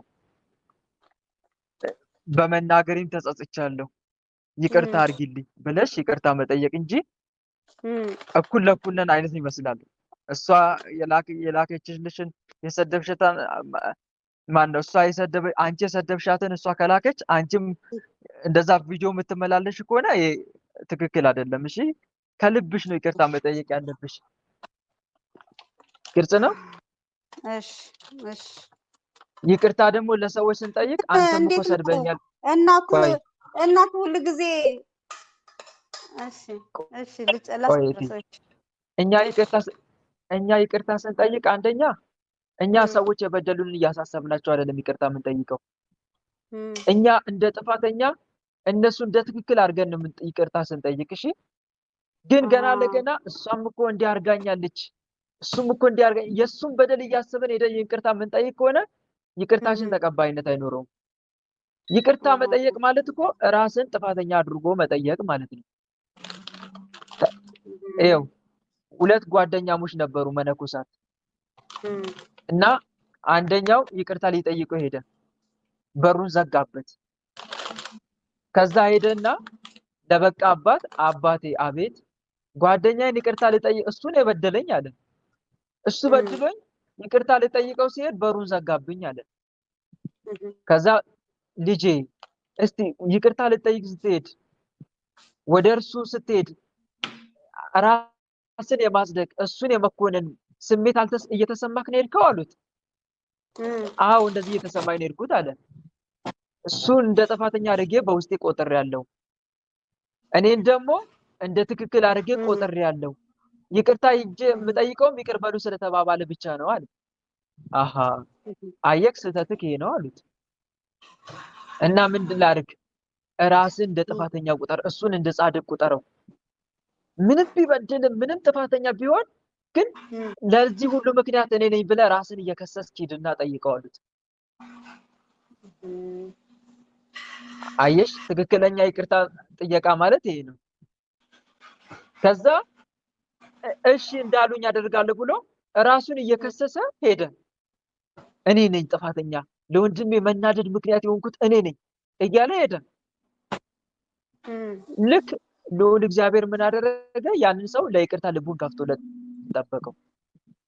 ከዛ ሊጠይቅ ሲል ገና ጓደኛው ሳይከፍትለት ራሱን ያኛው ነው አስቀድሞ ይቅርታ ጠየቀው። ባይገርማችሁ ለምን? ራሱን እንደ ጥፋተኛ አድርጎ ስለሄደ ማለት ነው። እና ይቅርታ ሲጠየቅ ማለት እኮ ወንድሞች ያ ሰው ጥፋተኛ ነው ብለን ሳይሆን እኛ ጥፋተኛ ነን እያለን ራሳችንን ተጠያቂ እያደረግን ነው የምንጠይቀው። እሺ ግልጽ ነው። እሺ ግልጽ ነው። ግን ያው እኔ አሁን እንዴት ነው እየታመምኩኝ የእግዚአብሔር ነገር ሆኖብኝ ነው እንጂ እናት ነኝ። ለልጆቼ ብዙ ዋጋ ከፍያለሁ። 20 ዓመት ሙሉ አረብ ሀገር ተቃጥያለሁ። ዛሬ የበደሉኝን በደል ሁሉ እያስለቀሰኝ የሆዴ እሳት በፊቴ እየወጣ እነ ይቅርታ ስላቸው መልሶ እነሰለው የበላይ ሆኖ ሲያቆስሉኝ ያ ተሰማኝ እና እንደ ሰው አልደክምም አልኩኝ። እና ይሄ ነው በቃ እኔ ከተፈረደብኝ እኔ ትክክል ነው ከተባልኩኝ ሂጄ እኔ ራሴ ደውዬ ይቅርታ ጠይቃቸዋለሁ። ምንም ማድረግ አልችልም። ከባድ ነው። ብቻ መልካም ጸልዩልኝ። እኔ መልካም። ደካማ አምላካችሁን ወለተ ስላሴን በጸሎት አይዞሽ አስቡኝ። አለምዬ፣ ይኸውልሽ በጣም አይዞሽ፣ ሰው አንድ ነገር ሀገር ልንገርሽ። አስቀረኝ። እሺ ቆይ እህቴ፣ ብትበደይ ካሳ የምታገኘው ከፈጣሪ ነው። እሺ እሺ ከማን የምታገኘው ካሳ? ከፈጣሪ። ከፈጣሪ ሰው በድሎሽ እንዲክስሽ አትጠብቂ ከሰው። እሺ ሰው ጎድቶሽ መልሶ ያ ሰው ይቅርታ እንዲጠይቅሽ ወይም ደግሞ የሆነ ነገር እንዲክስሽ መጽናኛ ነገር እንዲያደርግልሽ አትጠብቂ። እንደዚህ አይነት መጽናኛ ነገር የምናገኘው ከፈጣሪ ነው። እንዲህ ብሏል ጌታ፣ ሲነቅፏችሁ፣ ሲያሳድዷችሁ፣ ክፉ ሲያደርጉባችሁ ደስ ይበላችሁ ብሏል። ወንጌል ማለት ይሄ ነው። ክርስትና ማለት ይሄ ነው። የሚረግማችሁ መርቁን የተባለው። እሺ ደግሞ ይኸውልሽ አንድ ነገር ልንገርሽ። ጠላት ይሄ በተለይ ሰው ሲናገርሽ ተናደሽ የምትናገሩ ነገር እንዳይጋለጥ ያደርገዋል፣ እንዲያደፍጥ ያደርገዋል፣ ጉልበት ይሰጠዋል። ለሱ በጣም ጥንቃቄ አድርጊ። ከዛሬ ጀምረሽ ክፉን በክፉ ፈንታ አትመልሱ ተብሎ ተጽፏል። በክፉ ፈንታ አትመልሱ፣ ስድብን በስድብ ፈንታ አትመልሱ ይላል ሮሜ ቅዱስ ጴጥሮስ ምዕራፍ 3 ቁጥር 8 እስከ 11 አንደኛ ጴጥሮስ ላይ። ነገር ግን ለሚጠሏችሁ ሁሉ መልካም አድርጉ ተብሎ ተጽፏል። ለሚጠሏችሁ ሁሉ፣ ለሚረግሟችሁ፣ ክፉ ለሚያደርሱባችሁ መልካም አድርጉ፣ ዋጋችሁ በሰማይ ታላቅ ይሆናል ይላል። ሰይጣንን ደግሞ ከሚያቃጥለው አንዱ እኛ ስንበደል ለሰው መልካም ስናደርግ፣ ለሚበደልን ሰው መልካም ስናደርግ ይሄ ሰይጣንን ያቃጥለዋል። ነገር ግን እህቴ ሲሰርጉሽ መልሰሽ የምትሳደቢ ከሆነ ለምን ክፉ አደረጉብኝ ብለሽ የምትነጫንጪ ወይም በጣም እንደዚህ አይነት ነገር ፓወር የምታወጪ ከሆነ እሱ ያደፍጣል። ቦታ እየሰጠሽው ነው። ደስ ነው የሚለው እሱ ጠላት በይ ይልሻል፣ በውስጥ ይገፋፋሻል። ስለዚህ አንቺ ይሄንን አውቀሽ ትዕግስትን ገንዘብ አድርጊ። ትዕግስተኛ ሰው ከኃያል ሰው ይሻላል። ከኃያል ሰው ይበልጣል። ከጉልበተኛ ሰው ትዕግስተኛ ሰው ይበልጣል። የለዘበች መልስ ቁጣን ትመልሳለች ይላል መጽሐፈ ምሳሌ ምዕራፍ 15 ቁጥር 1። የለዘበች መልስ ማለት ይኸው አሁን አንድ ሰው ክፉ ሲናገረን ምን አደረኩ ወንድሜ? እሺ አጥፍቼ ከሆነ ይቅርታ፣ እሺ አስቀይሜ ከሆነ ይቅርታ። ሰው ቢሰድበን እንኳን ክፉ ቢናገረን እንኳን እሺ ይቅርታ ወንድሜ፣ እሺ። እንደዚህ አይነት ሰው በጣም የተባረከ ነው። ከእንደዚህ አይነት ሰው ጋር መድኃኒዓለም ይሰለፋል። የለዘበች መልስ ቁጣን ትመልሳለች፣ ሻካራ ቃል ግን ቁጣን ታስነሳለች ይላል። ቁጡ ሰው ጸብን ያነሳሳል፣ ትዕግስተኛ ሰው ግን ጸጥ ያሰኘዋል ይላል መጽሐፈ ምሳሌ። ትዕግስተኛ ሁኚ። ግልጽ ነው አይደል? ደግሞ ስትናገሪ ከሰው ጋር ጥቂት ቃልን ብቻ ተናገሪ። ጥቂት ቃልን የሚናገር አዋቂ ነው ይላል። በመንፈሱም ቀዝቃዛ የሆነ አስተዋይ ነው ይላል። ቀዝቃዛ የሆነ ለሰው ይኸውልሽ ብዙ ስለጮሽበት አይደለም ይረዳሽ። አንዳንድ ሰዎች በመጮዋቸው የሚሰሙ ይመስላቸዋል። በጣም አጥብቀው በመጮው እንደዛ እንዳትሸወዱ እሺ። በመጮው አይደለም። ሰው እኮ እህት ወንድሙ ጮክ ብላቸው ከተናገራችሁት ይልቅ ዝቅ ብላቸው የተናገራችሁትን ነው የሚያዳምጠው። እውነት ውሸት? እስቲ ንገሩ። የትኛው ነው ለየትኛው ነው ጆሮ የሚሰጠው ሰው? ቀዝቀዝ ብሎ ለሚያወራ እስቲ ፈትሹ። አንዳንዴ የሆነ ብቻ ምንም ቁም ነገር ሳታወሩ እስቲ ለሰው ምን በሉት ምን አልክ የሚለው የትኛውን ነው? ለጨዋችሁት ወይስ ዝቅ ብላችሁ ላወራችሁት? ዝቅ ብላችሁ ላወራችሁት። ምን አልክ አልሰማሁም፣ ምንድን ያልከው ይላቸዋል። ምክንያቱም ዝቅ ብላችሁ ነው ያወራችሁት። ያንን ለመስማት ነው ጆሮ የሚያቆመው ሰው እና ጮክ ብሎ በማውራታቸው የሚደመጡ ይመስላቸዋል። ይሄ እንደዚህ አይነት ሰው የራሱን ጨጓራ ይልጣል፣ ሌላውንም ያደነቁራል። እና እንደዛ ሳይሆን ፍሬ ያለውን ቃል ብቻ መናገር። ፍሬ የሚጠቅም ብልህ ሰው 10 ጊዜ ይለካል፣ 1 ጊዜ ቆርጣል ይባላል። 10 ጊዜ አስቡ፣ ምን መናገር እንዳለባችሁ አስቡ። ደግሞ ከመናገራችሁ በፊት ይሄን በመናገሬ ምን እጠቀማለሁ ብላችሁ አስቡ። ይሄን ቃል በማውጣቴ ምንድነው ማገኘው ጥቅም? ባለመናገሬስ ምንድነው ማገኘው ትርፍ? ጥቅሜ። ይሄን ብላችሁ አስባችሁ አመዛዝናችሁ አውሩ ስታወሩ። እሺ ይሄ ላንቺ ይጠቅምሻል። ነገር ግን በጣም ሲጮህብሽ መልሰሽ ምጮይ ከሆነ፣ ሲሰርቡሽ መልሰሽ ምትሳደቢ ከሆነ፣ በሰው ዘንድም ትናቂያለሽ። ጀመራት ደግሞ ይላሉ። ማቆሚያ ያላትም እንግዲህ ይሉሻል። እና ለዘብ ያለች ቃል አውጪ አስበሽ። እሺ ይሄ ነው ላንቺ የሚጠቅመው። እንደዚህ አይነት ባህሪ ደግሞ የሚገኘው ቅዱሳት መጽሐፍትን በማንበብ እግዚአብሔርን በመማፀን ጌታዬ ትዕግስተኛ አድርገኝ እያሉ በመጸለይ በመስገድ በእያንዳንዱ ስግደትሽ ጌታዬ ትዕግስተኛ አድርገኝ፣ ጌታዬ ላፌ ጠባቂ አኑር፣ ጌታዬ መድኃኒዓለም ማስተዋልን አድለኝ፣ ከሰው ሁሉ ጋር አስማማኝ፣ በሰው ሁሉ ዘንድ መወደድን አድለኝ፣ ጌታዬ ቁጣን ከኔ ያርቅልኝ፣ ትዕግስትን እንደ ሸማ አላብሰኝ እያልሽ ስገጂ በእያንዳንዱ ስግደትሽ። ያኔ ባህሪ ይመጣል። ግልጽ ነው። ይሄን ይመስላል። ሌላውን ሌላ ጊዜ ጠይቂያለሽ። እሺ ለሌላ ሰው እድል ልስጥ። እሺ አመሰግናለሁ። ሁላችሁም ማህበር ላይ ያላችሁ በጸሎት አስቡኝ። እግዚአብሔር ይስጥልኝ። ስላስገባችኝ ስለተባበራችኝ በእውነት አመሰግናለሁ። እግዚአብሔር ይስጥልኝ። ወለተ ኪዳነ አሜን አሜን። መግባኔ ወለተ ኪዳነ እሺ ጠይቆ ማቅ እስቲ ካለ ምንም ደርሶት ማቅ እስከ ዛሬ አለ? ጠይቄ አላውቅም። የማርያም ልጅ እሺ ወለተ መድን እስቲ ግቢ ጠይቀሽ ማታቂ ከሆነ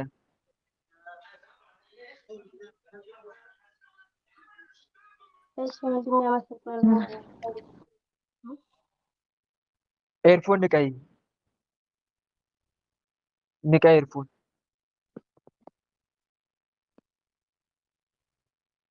የት ገባች? እሺ ከሌለች እሷ ሌላ ሰው ይግባ። ይቅርታ ፈርቼ ነው። ይቅርታ ስለፈራው ነው። ወንድ ማለት እሺ መታለች መሰለኝ አሁን። እሺ ቀጥይ። ወንድሜ እኔ ጥያቄ ማለት ነው ጥያቄ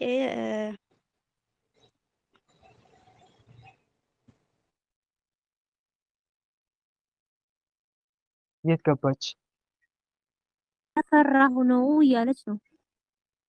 ለምን ትፈሪያለሽ? አማት ቢና ጠይቂ። ፍርሃት የሚሰማሽ ከሆነ አማት ቢ ከዛ ጠይቂ። ወለተ መድን ይቅርታ በጣም ስለፈራኩ ነው ተንቀጠቀጥኩኝ። እሺ ከ3 ሊቀር ባልበለጠ በውስጥ መስመር አስቀምጪልኝ። በዚህ አሁን በገባውበት ሳይሆን ዲያቆን ወልዳማኑ በሚለው አካውንቴ። እሺ እሺ በዚህኛው ብዙ ጊዜ ስለማልመለከት ነው። እሺ ጠይቆ ማን ነው? ሌላው የማርያም ልጅ እሺ ኤፍ አር ኢ ወይም ፍሬ የሚል ፊደል ያለው ፍሬ ለማለት ነው መሰለኝ። እሺ ጠይቂ። ሰላም። እሺ እኔ የምጠይቀው ጥያቄ ይኸውልህ እኛ ሁሌ ከባለቤቴ ጋር እንጸልያለን፣ እንሰግዳለን፣ እንቆርባለን እና አሁን ከተወሰነ ጊዜ በኋላ ምንም በቃ ባለቤቴ ስራ ሊያገኝ አልቻለም። በቃ ሁሉ ነገር ዝግትግት አለ። ስራ ቢሞክር እምቢ አለ። ከዛ እኔም ወልጄ ብዙ ጊዜ ነበር ቤት የተቀመጥኩት። እኔም አሁን ስራ መፈለግ ጀመርኩኝ። የእኔም ዝግት አለ እና ከኢትዮጵያ ከመጣው በኋላ ቤታችን ከዚህ በፊት ከገባን በኋላ እንደዚህ አይቻል አቅም ነበር። ቤት ውስጥ ቁጫጭ ሙልት ታረገው ቤቱን ብታይ በየቦታው በቃ ቁጫጭ።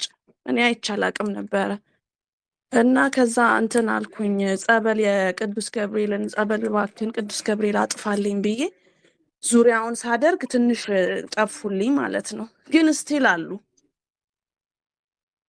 መልካም እህት አለምዬ ወይ እሺ ሱባኤ እና ሌላው ደግሞ ገብታችሁ ጠይቃችኋል? በስራ ጉዳይ ሱባኤ በተደጋጋሚ ጠይቀናል።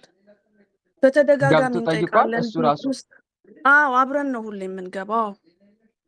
እሺ ስራ ስጠኝ ብሎ አዎ በተደጋጋሚ አብረን ጠይቀናል። ምንም በቃ ምንም የለም በቃ። እስቲ አንደኛ ታገሱ እያልን ዝም ብለናል። መልካም ለበጎ ነው ማለቱ መልካም ነው። ግን ደግሞም እስቲ አንደኛ ሁለት የቤት ስራ ልስጣችሁ። እሺ አንደኛ ፈጣሪን የሚያሳዝን የሆነ ያላቆማችሁት ነገር ካለ እሱ ቢስተካከል። ምንም ነገር ግልጽ ነው። የለም። ያው ኦኬ፣ እሺ ፈትሹና እሺ እሺ ፈትሹ። በባለ እሺ ትዳር መካከል ያለ ህይወት ሊኖር ይችላል። እነሱን እሺ አስቡና እስቲ ምንድን ነው ፈጣሪ እኛ ህይወት ውስጥ የማይወደው ነገር ካለ ብላችሁ ተረጋግታችሁ አስቡ። እሺ አንድ ይህን ማሰብ፣ እሺ ሁለተኛ አንደኛው እንደ መፍትሄ ብዬ ሁለት መፍትሄን እየጠቆምኩሽ ያለሁት አንደኛው ይሄ ነው መፍትሄው እሺ ማሰብ። ምክንያቱም ይህን እሺ ያልኩሽ ለምን መሰለሽ? እንደዚህ የሚል ቃል አለ ትንቢተ ኢሳይያስ ምዕራፍ 52 ማን ነው ምዕራፍ 58 ላይ መሰለኝ 59 ምዕራፍ 59 ቁጥር 1 ላይ እነሆ የእግዚአብሔር እጅ ከማዳን አላጠረችም፣ ጆሮም ከመስማት አልደነቆረችም፣ ነገር ግን በደላችሁ በእናንተና በአምላካችሁ መካከል ለይታለች፣ እንዳይሰማም ኃጢአታችሁ ፊቱን ሰውሮታል የሚል ቃል ስላለ ምናልባት በህይወታችሁ ፈጣሪ የማይወደው ነገር ካለ ያንን እንድታስተካክሉ ለማለት ነው። እሱን በተረጋጋ መንፈስ ቁጭ ብላችሁ ምንድነው በህይወታችን ያለው ነገር የሚለውን መቃኘት አንዱ እሱ ነው። ሁለተኛው መፍትሄ ደግሞ ምን መሰለሽ? በፈጣሪ ፊት ሞገስ የሚያሰጥ ስራ መስራት። ይሄ ደግሞ ምላሽ ያፋጠናል። ለአብነት ያክል እናንሳና መልካም ስራዎችን መስራት። አሁን ይህ ፈጣሪ ደስ የሚያሰኘው ነገር ግን መልካም ማድረግ፣ ለሌሎችም ማካፈል አትርሱ። እንዲህ ያለው መስዋዕት እግዚአብሔርን ደስ ያሰኘዋል የሚል ቃል አለ ዕብራውያን መልእክት ምዕራፍ 13 ቁጥር 16 ላይ። ስለዚህ ለድሆች በመራራት የለም ያለቀሰን ሰው በማስደሰት እንዲህ አይነት ነገሮችን መልካም ስራ በመስራት ከፈጣሪ ፊት ሞገስ ለማግኘት ጥረት አድርጉ። ይሄ ሞገስ ያሰጣልና እነኚህ ሁለት እንደ መፍትሄ አድርጌ እጠቁማቸዋለሁ። ሌላው ደግሞ ሲቀጥል ስለት መሳል። ስለት ግልጽ ነው። ስለት ይሄም በጣም አሪፍ ነው። ለምሳሌ እንበልና ስራ አላገኘውም እንበል። ለምሳሌ ለመቸሩ መድኃኒዓለም ስለት ብሳል ጌታዬ መድኃኒዓለም ስራ ብትሰጠኝ፣ እባክህ አምላኬ ስራ መድኃኒዓለም ስራ አጥቻለሁና ስራ ስጠኝ እንልና ስራ ብትሰጠኝ ብለን የሆነ እንደ አቅማችን ስለት እንሳላለን። ወይ ለቤተ ክርስቲያኑ አስራት እንደምናወጣ ወይም ደግሞ ዝክሩን እንደምንዘክር። ግልጽ ነው። ዝክር ዘክራለሁ ብሎም ስለት መሳል ይቻላል። በነገራችን ላይ መታሰቢያን አደርጋለሁ ብለን መሳልም እንችላለን። ከዛ በኋላ ስራውን ሲሰጠን እኛ ደግሞ መታሰቢያውን ዝክሩን በየወሩ ብናደርግ መልካም ነው። በመድኃኒዓለም ስም ዝክሩን እየዘከረ ማለት የተራበውን እያበላን የተጠማውን እያጠጣን ማለት ነው። ግልጽ ነው። ይሄም በዚህ መልኩ መጠየቅ ይቻላል ነው። እነኚህ ሶስቱን መፍትሄ ብዬ ጠቆምኩሽ። ከዛ በኋላ ደግሞ በዚህ ነገር ሞክሪና ከዛ አውሪ በውስጥ አሁን በነገርኩሽ መንገዶች። ሌላው ደግሞ መናፍስትን መቃወም ላይስ እንዴት ናቸው? በደንብ እንቀጠቅጣለን። ያው ከመጸለያችን በፊት ቀጥቅጠን ነው ከዛ ወደ ጸሎት የምንሄደው። መልካም ጥሩ። ግን ልክ ስትቀጠቅጡ ደግሞ አስቀድማችሁ አሳልፎ መስጠት። አሳልፎ ሰጥቶ ጌታ ሆይ እኛ ደካሞች ነን፣ የእኛ መቀጥቀጥ ጥቅም የለውም አንተ ካረዳህን፣ በመቁጠሪያው ላይ አንተ ተጨመርበት። እኛ በምንቀጠቅጥበት ሰዓት ጌታ ሆይ የስምን ኃይል በእኛ አሳድርና ህይወታችን ላይ አድፍጠው የሚፈታተኑ መናፍስትን ያዝልን ብሎ መጠየቅ። እንደዛ ትላላችሁ? እንደዛ እንላለን። አሁን መጀመሪያ እንትን እንላለን፣ እናሳስራለን። መጀመሪያ ልክ እንደሱ ነው የምንጸልየው። ለምሳሌ ይኸውልሽ እንደዚህ ማድረግም ትችላላችሁ። ቀጥታ ወደ ጸሎት ትገቡና ወደ ጸሎት ገብታችሁ ጸሎቱን ከጨረሳችሁ በኋላ አንድ መልክ ትጸልዩና የመልኩን ባለቤት ጠይቆ መቀጥቀጥም ይቻላል። አሳስቦ እንደዛ ማድረግም ትችላላችሁ። እና ይህን ይመስላል። በተረፈ ግን መጽሐፍ እንዲህ ይላል፣ እግዚአብሔርን ለሚወዱት እንደ ሀሳቡ ለተጠሩት ነገር ሁሉ ለበጎ እንዲደረግ እናውቃለን ይላል። ለበጎ ነው ልልሽ ፈልጌ ነው። እውነት ነው። እኛም ለበጎ ነው ብለን ነው በቃ ዝም ብለን ቁጭ ያልነው። እና ለበጎ ነው ስንል ደግሞ እየጠየቀን ነው መሆን ያለበት። አይ በቃ ለበጎ ነው ብሎ መተው ሳይሆን እየጠየቁ መጠየቅ። እሺ የተሻለ ነገር ቢያዘጋጅልን ነው ብለን በእምነት ማለት ነው። እሺ፣ እውነት ነው። እሺ መልካም ይሄን እንዴት ነው ይመስላል። በውስጥ ማገኘ? ሌላም ነግረን ነገር ነበር። መጀመሪያ አሁን የነገርኩሽን የቤት ስራዎች ተወጪ። አሁን እሺ ያልኩሽን ነገሮች አሉ አይደለ? አዎ እነሱ ላይ አዎ እዩ። እሺ እሺ ከዛ በኋላ እሺ ደግመሽ መተሽ መጠየቅ ትችላለሽ። እዚሁም መጠየቅም ይቻላል። እሺ። መልካም። አይ ይኸው ነው። በተረፈ እሺ በርቻ ይዞሽ። እሺ፣ አመሰግናለሁ። እሺ፣ እግዚአብሔር ያክብርልኝ። መልካም አሜን። እሺ አንድ ጥያቄ ላስተናግድና ላብቃ። በርባለኝ ነገር ወንድም ገብቶ ማያውቅ እስኪ አዲስ ፊት እንመልከት። ቤቲ ወንድሜ እኔ ልጠይቅ እሺ ቤቲ ጠይቀሽ አታውቂም? ነይ ወንድሜ። በቃ ግቢና ጠይቅሽ። ጥያቄ ድምፅሽ ራቅ ብሎብኛል። አይሰማም? ኤርፎን አልነቀርሽም መሰለኝ። አይ ኤርፎን አላደረኩም፣ የለኝም። እሺ ከፍ አድርጊና ጠይቅኝ። እሺ እሺ ይኸውልህ እናቴ፣ እኔ አዲስ ነኝ ለሁሉም ነገር፣ ማህበር ምናምን የሚባሉን ነገር አላውቅም። ከኢትዮጵያ በቅርብ 1 ወር ነው የሆነኝ ከመጣሁኝ ወደዚህ ወደ ቤሩት። እናቴ ግን ረጅም ዓመት ኖራለች እዚህ እና እሷ የእናንተም ትምህርት ከጀመረች ረጅም ጊዜ ሆኗታል። የመምህር ተስፋዬን ትምህርት ደግሞ ከጀመረ ከሱ እኩል ነው። በቃ ልክ እሱ እንደከፈተ ነው የጀመረችው። መስገድ፣ መቀጥቀጥ፣ መጸለይ በቃ ልነግርህ አልችልም። ከምንም በላይ ነው። ግን እኔ እሷ ላይ ምንም ነገር አላየሁም። በጣም ነው የገረመኝ። እዚህ ማህበራችሁ ላይ እሷ ናት ስሚ ብላ ያስገባችኝ እና የምሰማው ነገር ይገርማል። ምን ያክል ቢተጉ ነው እነሱ እላለሁ እና እሷ ላይ ግን እኔ ምንም ያየሁት ነገር የለም። እየታመመች ነው። በዛ ላይ ወንድም አለኝ። ወንድሜ ደግሞ ጭራሽ ለይቶለታል። ቤተሰብ እያለው ቤተሰብ እንደሌለው ጎዳና ላይ ነው የሚሆነው። እና ደግሞ እህትሽ ናት እሷ? እዚህ እናቴ ናት። ያስገባችሽ? እናቴ እሺ እሷ ናት። እና ወንድሜ ደግሞ እንደዚሁ በጣም እኛ እያለን እሱ ጎዳና ነው የሚሆነው። በመጀመሪያ እኔ ስጠይቃት ይሄ ምንድን ነው እሱ ለጠንቋይ የሚሰጥ ነገር አመቺሳ የሚባል ነገር አለ።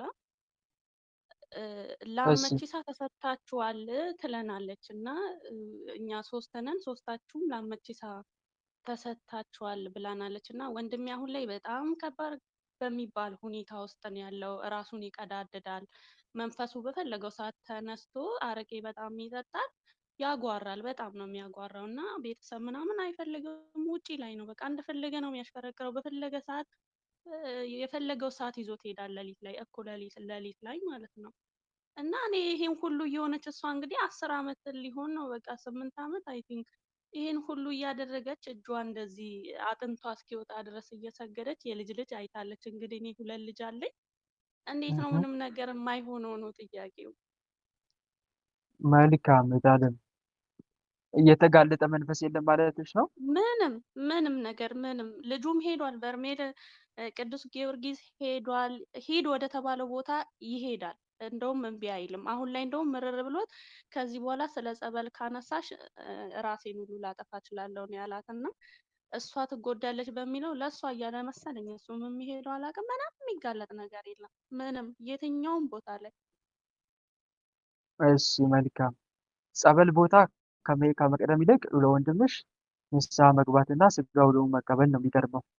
እናም ህይወቱን ማስተካከል ነው የሚቀድመው። ራሳችን ሳናስተካክል ጸበል ቦታ ብንሄድ ትርጉም የለውም። ጸበል ቦታ ዝም ብላ ሂድ ብትለው ከዓለማዊ ህይወት ወጥቶ መንፈሳዊ ካልሆነ ምንም መፍትሄ የለውም። ንስሐ ገብቶ ስጋው ደሙን መቀበል፣ ከአምላኩ ጋር መታረቅ፣ መንገዱና ስራውን ማስተካከል አለበት። እሱ ነው የሚቀድመው ከሁሉም በላይ። ወደ እናትሽ ስመጣ እናትሽ እንዴት ነው እየተዋጋች ያለችው? እንዴት ነው መንፈሳዊ ህይወቷ? አሁን ኦርደሩን ጠብቀን ነው እንደሚገባው እየተዋጋን ያለ ነው? እሱንም ቢቻል እናትሽ እየሰማችኝ ከሆነ ቀረብ ብላ ብጠይቃት ደስ ይለኛል። ምክንያቱም ብዙ ጊዜ ነው የምትሞክርልክ አታህ ነው እንጂ እኔ እንደውም እድለኛ ነኝ ማለት ነው ብዬ ነው። እንደሚገባው እየተዋጋን ነው ወይ የሚለው ነገር ጥያቄ ውስጥ ያስገባል። አንዱ እሱ ነው። እሱም መፈተሽ መጀመሪያ። እንደሚገባው ማለት ምን ማለት ነው? አንደኛ ከሁሉም በፊት ንስሐ ይቀድማል። ከመቀጥቀጡም በፊት ከመጸለዩ በፊት ከመስገዱም በፊት ከሁሉም መጀመሪያ አንድ ሰው ይኸውላችሁ ቆም ብሎ ምን ያደርጋል መሰላችሁ? ንስሐ ከመግባት ራሱ ህይወቱን መጀመሪያ መቃኘት። እስከዛሬ የመጣበትን ህይወት የለም ቆም ብሎ ያስባል። እንዴት ባለ ህይወት ነው ያሳለፍኩት ብሎ ያያል። ከዛ ይሄንን ማሰቡ ጥቅም አለው። አንደኛ እያንዳንዱን ኃጢአቱን ለይቶ ለማወቅ ይረዳዋል። ሁለተኛ ደግሞ የኃጢአት ውጤቱ ወይም ደግሞ ከክርስቶስ ፍቅር ተለይቶ የመኖሩ ውጤት ኪሳራ መሆኑን ይረዳል። አስቦበት እየገባ ስለሆነ ዳግም አይመለስም ልልሽ ፈልጌ ነው። በቀላሉ ወደ ኃጢአት ዓለም አይመለስም። ቆም ብሎ አስቧላ እና እንደዚህ አድርጎ ምን ማድረግ ያስፈልጋል? መጀመሪያ ንስሐ መግባት፣ ከዛ ቅዱስ ቁርባን መቀበል። ንስሐ ገብቶ ቅዱስ ቁርባን ተቀብሎ ከዛ በኋላ ሱባኤ መግባት ይቀድማል። ግልጽ ነው። ስለ ህይወት ነው ደግሞ የምንጠይቀው። ተመልከች፣ ንስሐ ገባን፣ ስጋው ደግሞ ተቀበልን፣ ከአምላክ ጋር ታረቅን። ከዛ አሁን ህይወትን በተመለከተ ደግሞ ሱባኤ ያስፈልጋል። ሱባኤ ገብተን እንጠይቃለን። ሱባኤ ገብተን ከጠየቅን በኋላ ምንድነው የምንጠይቀው? ሱባኤ አንደኛ ህይወቴን አስተካክልልኝ፣ ሁለተኛ ህይወቴን ያመሰቃቀሉት መናፍስትን ያዝልኝ ብለን የምንጠይቀው። ግልጽ ነው። ሁለት ነገር ይውላችሁ። አንደኛ ምን በላይ ህይወቴን አስተካክል፣ በኃጢአቴ ምክንያት የተበላሹትን ህይወቶችን አስተካክል። ሁለተኛ ሲቀጥል ህይወቴን ያመሰቃቀሉትን ጠላቶችን ደግሞ ምን በልልኝ ያዝልኝ። ከዛ በኋላ ሶስተኛው ዙር ደግሞ ወደ ጸሎት ህይወት ይገባል። ቋሚ ጸሎት ህይወት ይጀመራል። ቋሚ ጸሎት ሲጀምር ደግሞ መዝሙረ ዳዊት ቋሚ አድርገን ደግሞ ጸሎት አንዳንዱ ጋር ደግሞ ጸሎት ትጸልያለህ ወይ ሲባል ዛሬም ሰይፈ ሥላሴ ይጸልያል፣ ነገ ደግሞ ሰይፈ ሥላሴ አይጸልይም፣ አርጋኑን ይጸልያል። ከነገ ወዲያ ደግሞ ዛሬ አርጋኑን ጸልዮ ከነገ ወዲያ ደግሞ ድርሳነ ማዩ ይጸልያል። እንደዚህም የሚጸልዩ ሰዎች አሉ። ይሄ ትክክል አይደለም። ማለቴ ነገ ማን ደግሞን ጸሎት ዛሬ ምን ጸልይ ከሆነ ይሄ ቋሚ የሆነ ጸሎት ህይወት የለም ማለት ነው። እና የሆነ ቋሚ የሆነ ጸሎት ሊኖረን ያስፈልጋል። ግልጽ ነው። አንዱ ይሄ መቁጠሪያውም እንደዛው ተከታታይነት ሊኖረው ያስፈልጋል። ስግደቱም እንደዛው ተከታታይነት ያለው ሊኖረው ያስፈልጋል። ግን ተከታታይነት ከሌለው በማል እያቋረጥን አንድ ሰሞን ጠንከር ያለ ስግደት ጸሎት የምናደርግ ሆነ አንድ ሰሞን ደግሞ ውርድ ብለን በቃ ሳንጸል የምናሳልፍ ከሆነ ይሄ የሆነ ነገር ምግብን እሳት ላይ ጥዶ አንዴ እንደማውረድ አንዴ እንደመጣድ፣ አንዴ እያወረዱ አንዴ እንደመጣድ አይመስልም አይደል? ቶሎ ይርቃል። ይሄም ነገር ካለ ይሄም ያዘገየዋል። እና ነገሮችን በደንብ መፈተሽ አለባት እናትሽ። ምንድን ነው ቆም ብለሽ መጠየቅ። መማር ብቻውን አይደለም። እንደነገርሽኝ ከሆነ ከ10 ዓመት አልፏታል ነው። ግን መማር ብቻ ሳይሆን እየተገበረች ያለችበት ማካሄድ በደንብ አድርጎ መቃኘት ያስፈልጋል። ለውጥ ያላመጣሁት ከምን አንጻር ነው? ልማድ ኃጢአትም ካለ ችግር ነው። የምን ኃጢአት? ልማድ ኃጢአት ያልተው ነው።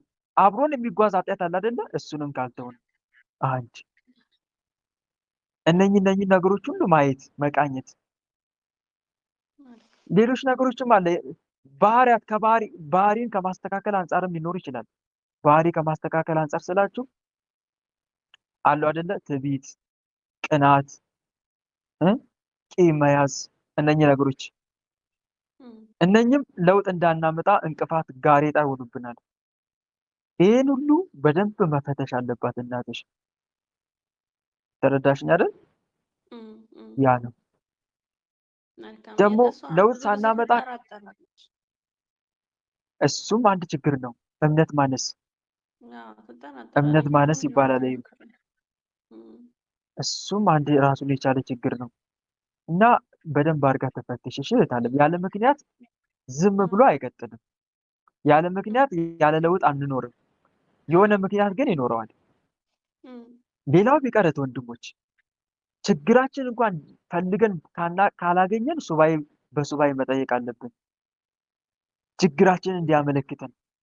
አንዳንዴ ሰይጣን ችግራችን በቅጡ እንዳንረዳው ይደብቅብናል። ግልጽ ነው፣ ይሰውርብናል። የተሰወረውን ችግር ደግሞ ፈጣሪያችን ይገልጥልናል። ጌታ ሆይ መርምረኝ ይላል ዳዊት። አቤቱ መርምረኝ፣ ልቤንም እወቅ፣ ፈትነኝ፣ መንገድንም እወቅ ይላል እኮ። በደልንም በእኔ ውስጥ ብታገኝ እይ፣ የዘላለምንም መንገድ ምራኝ ይላል እኮ ቅዱስ ዳዊት።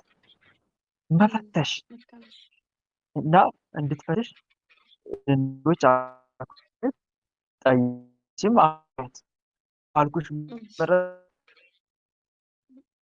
እየሰማችክ ነው።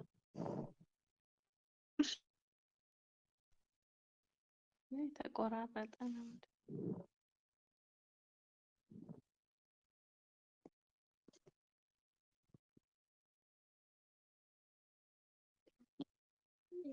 አይሰማም ነው።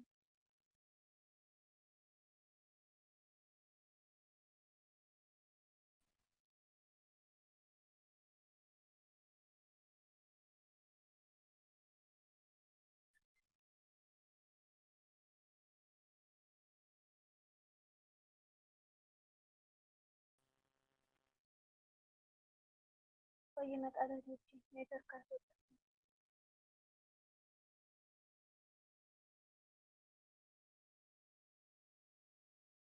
በስላሴ ስም ይሰማችኋል? አሁን ይሰማል።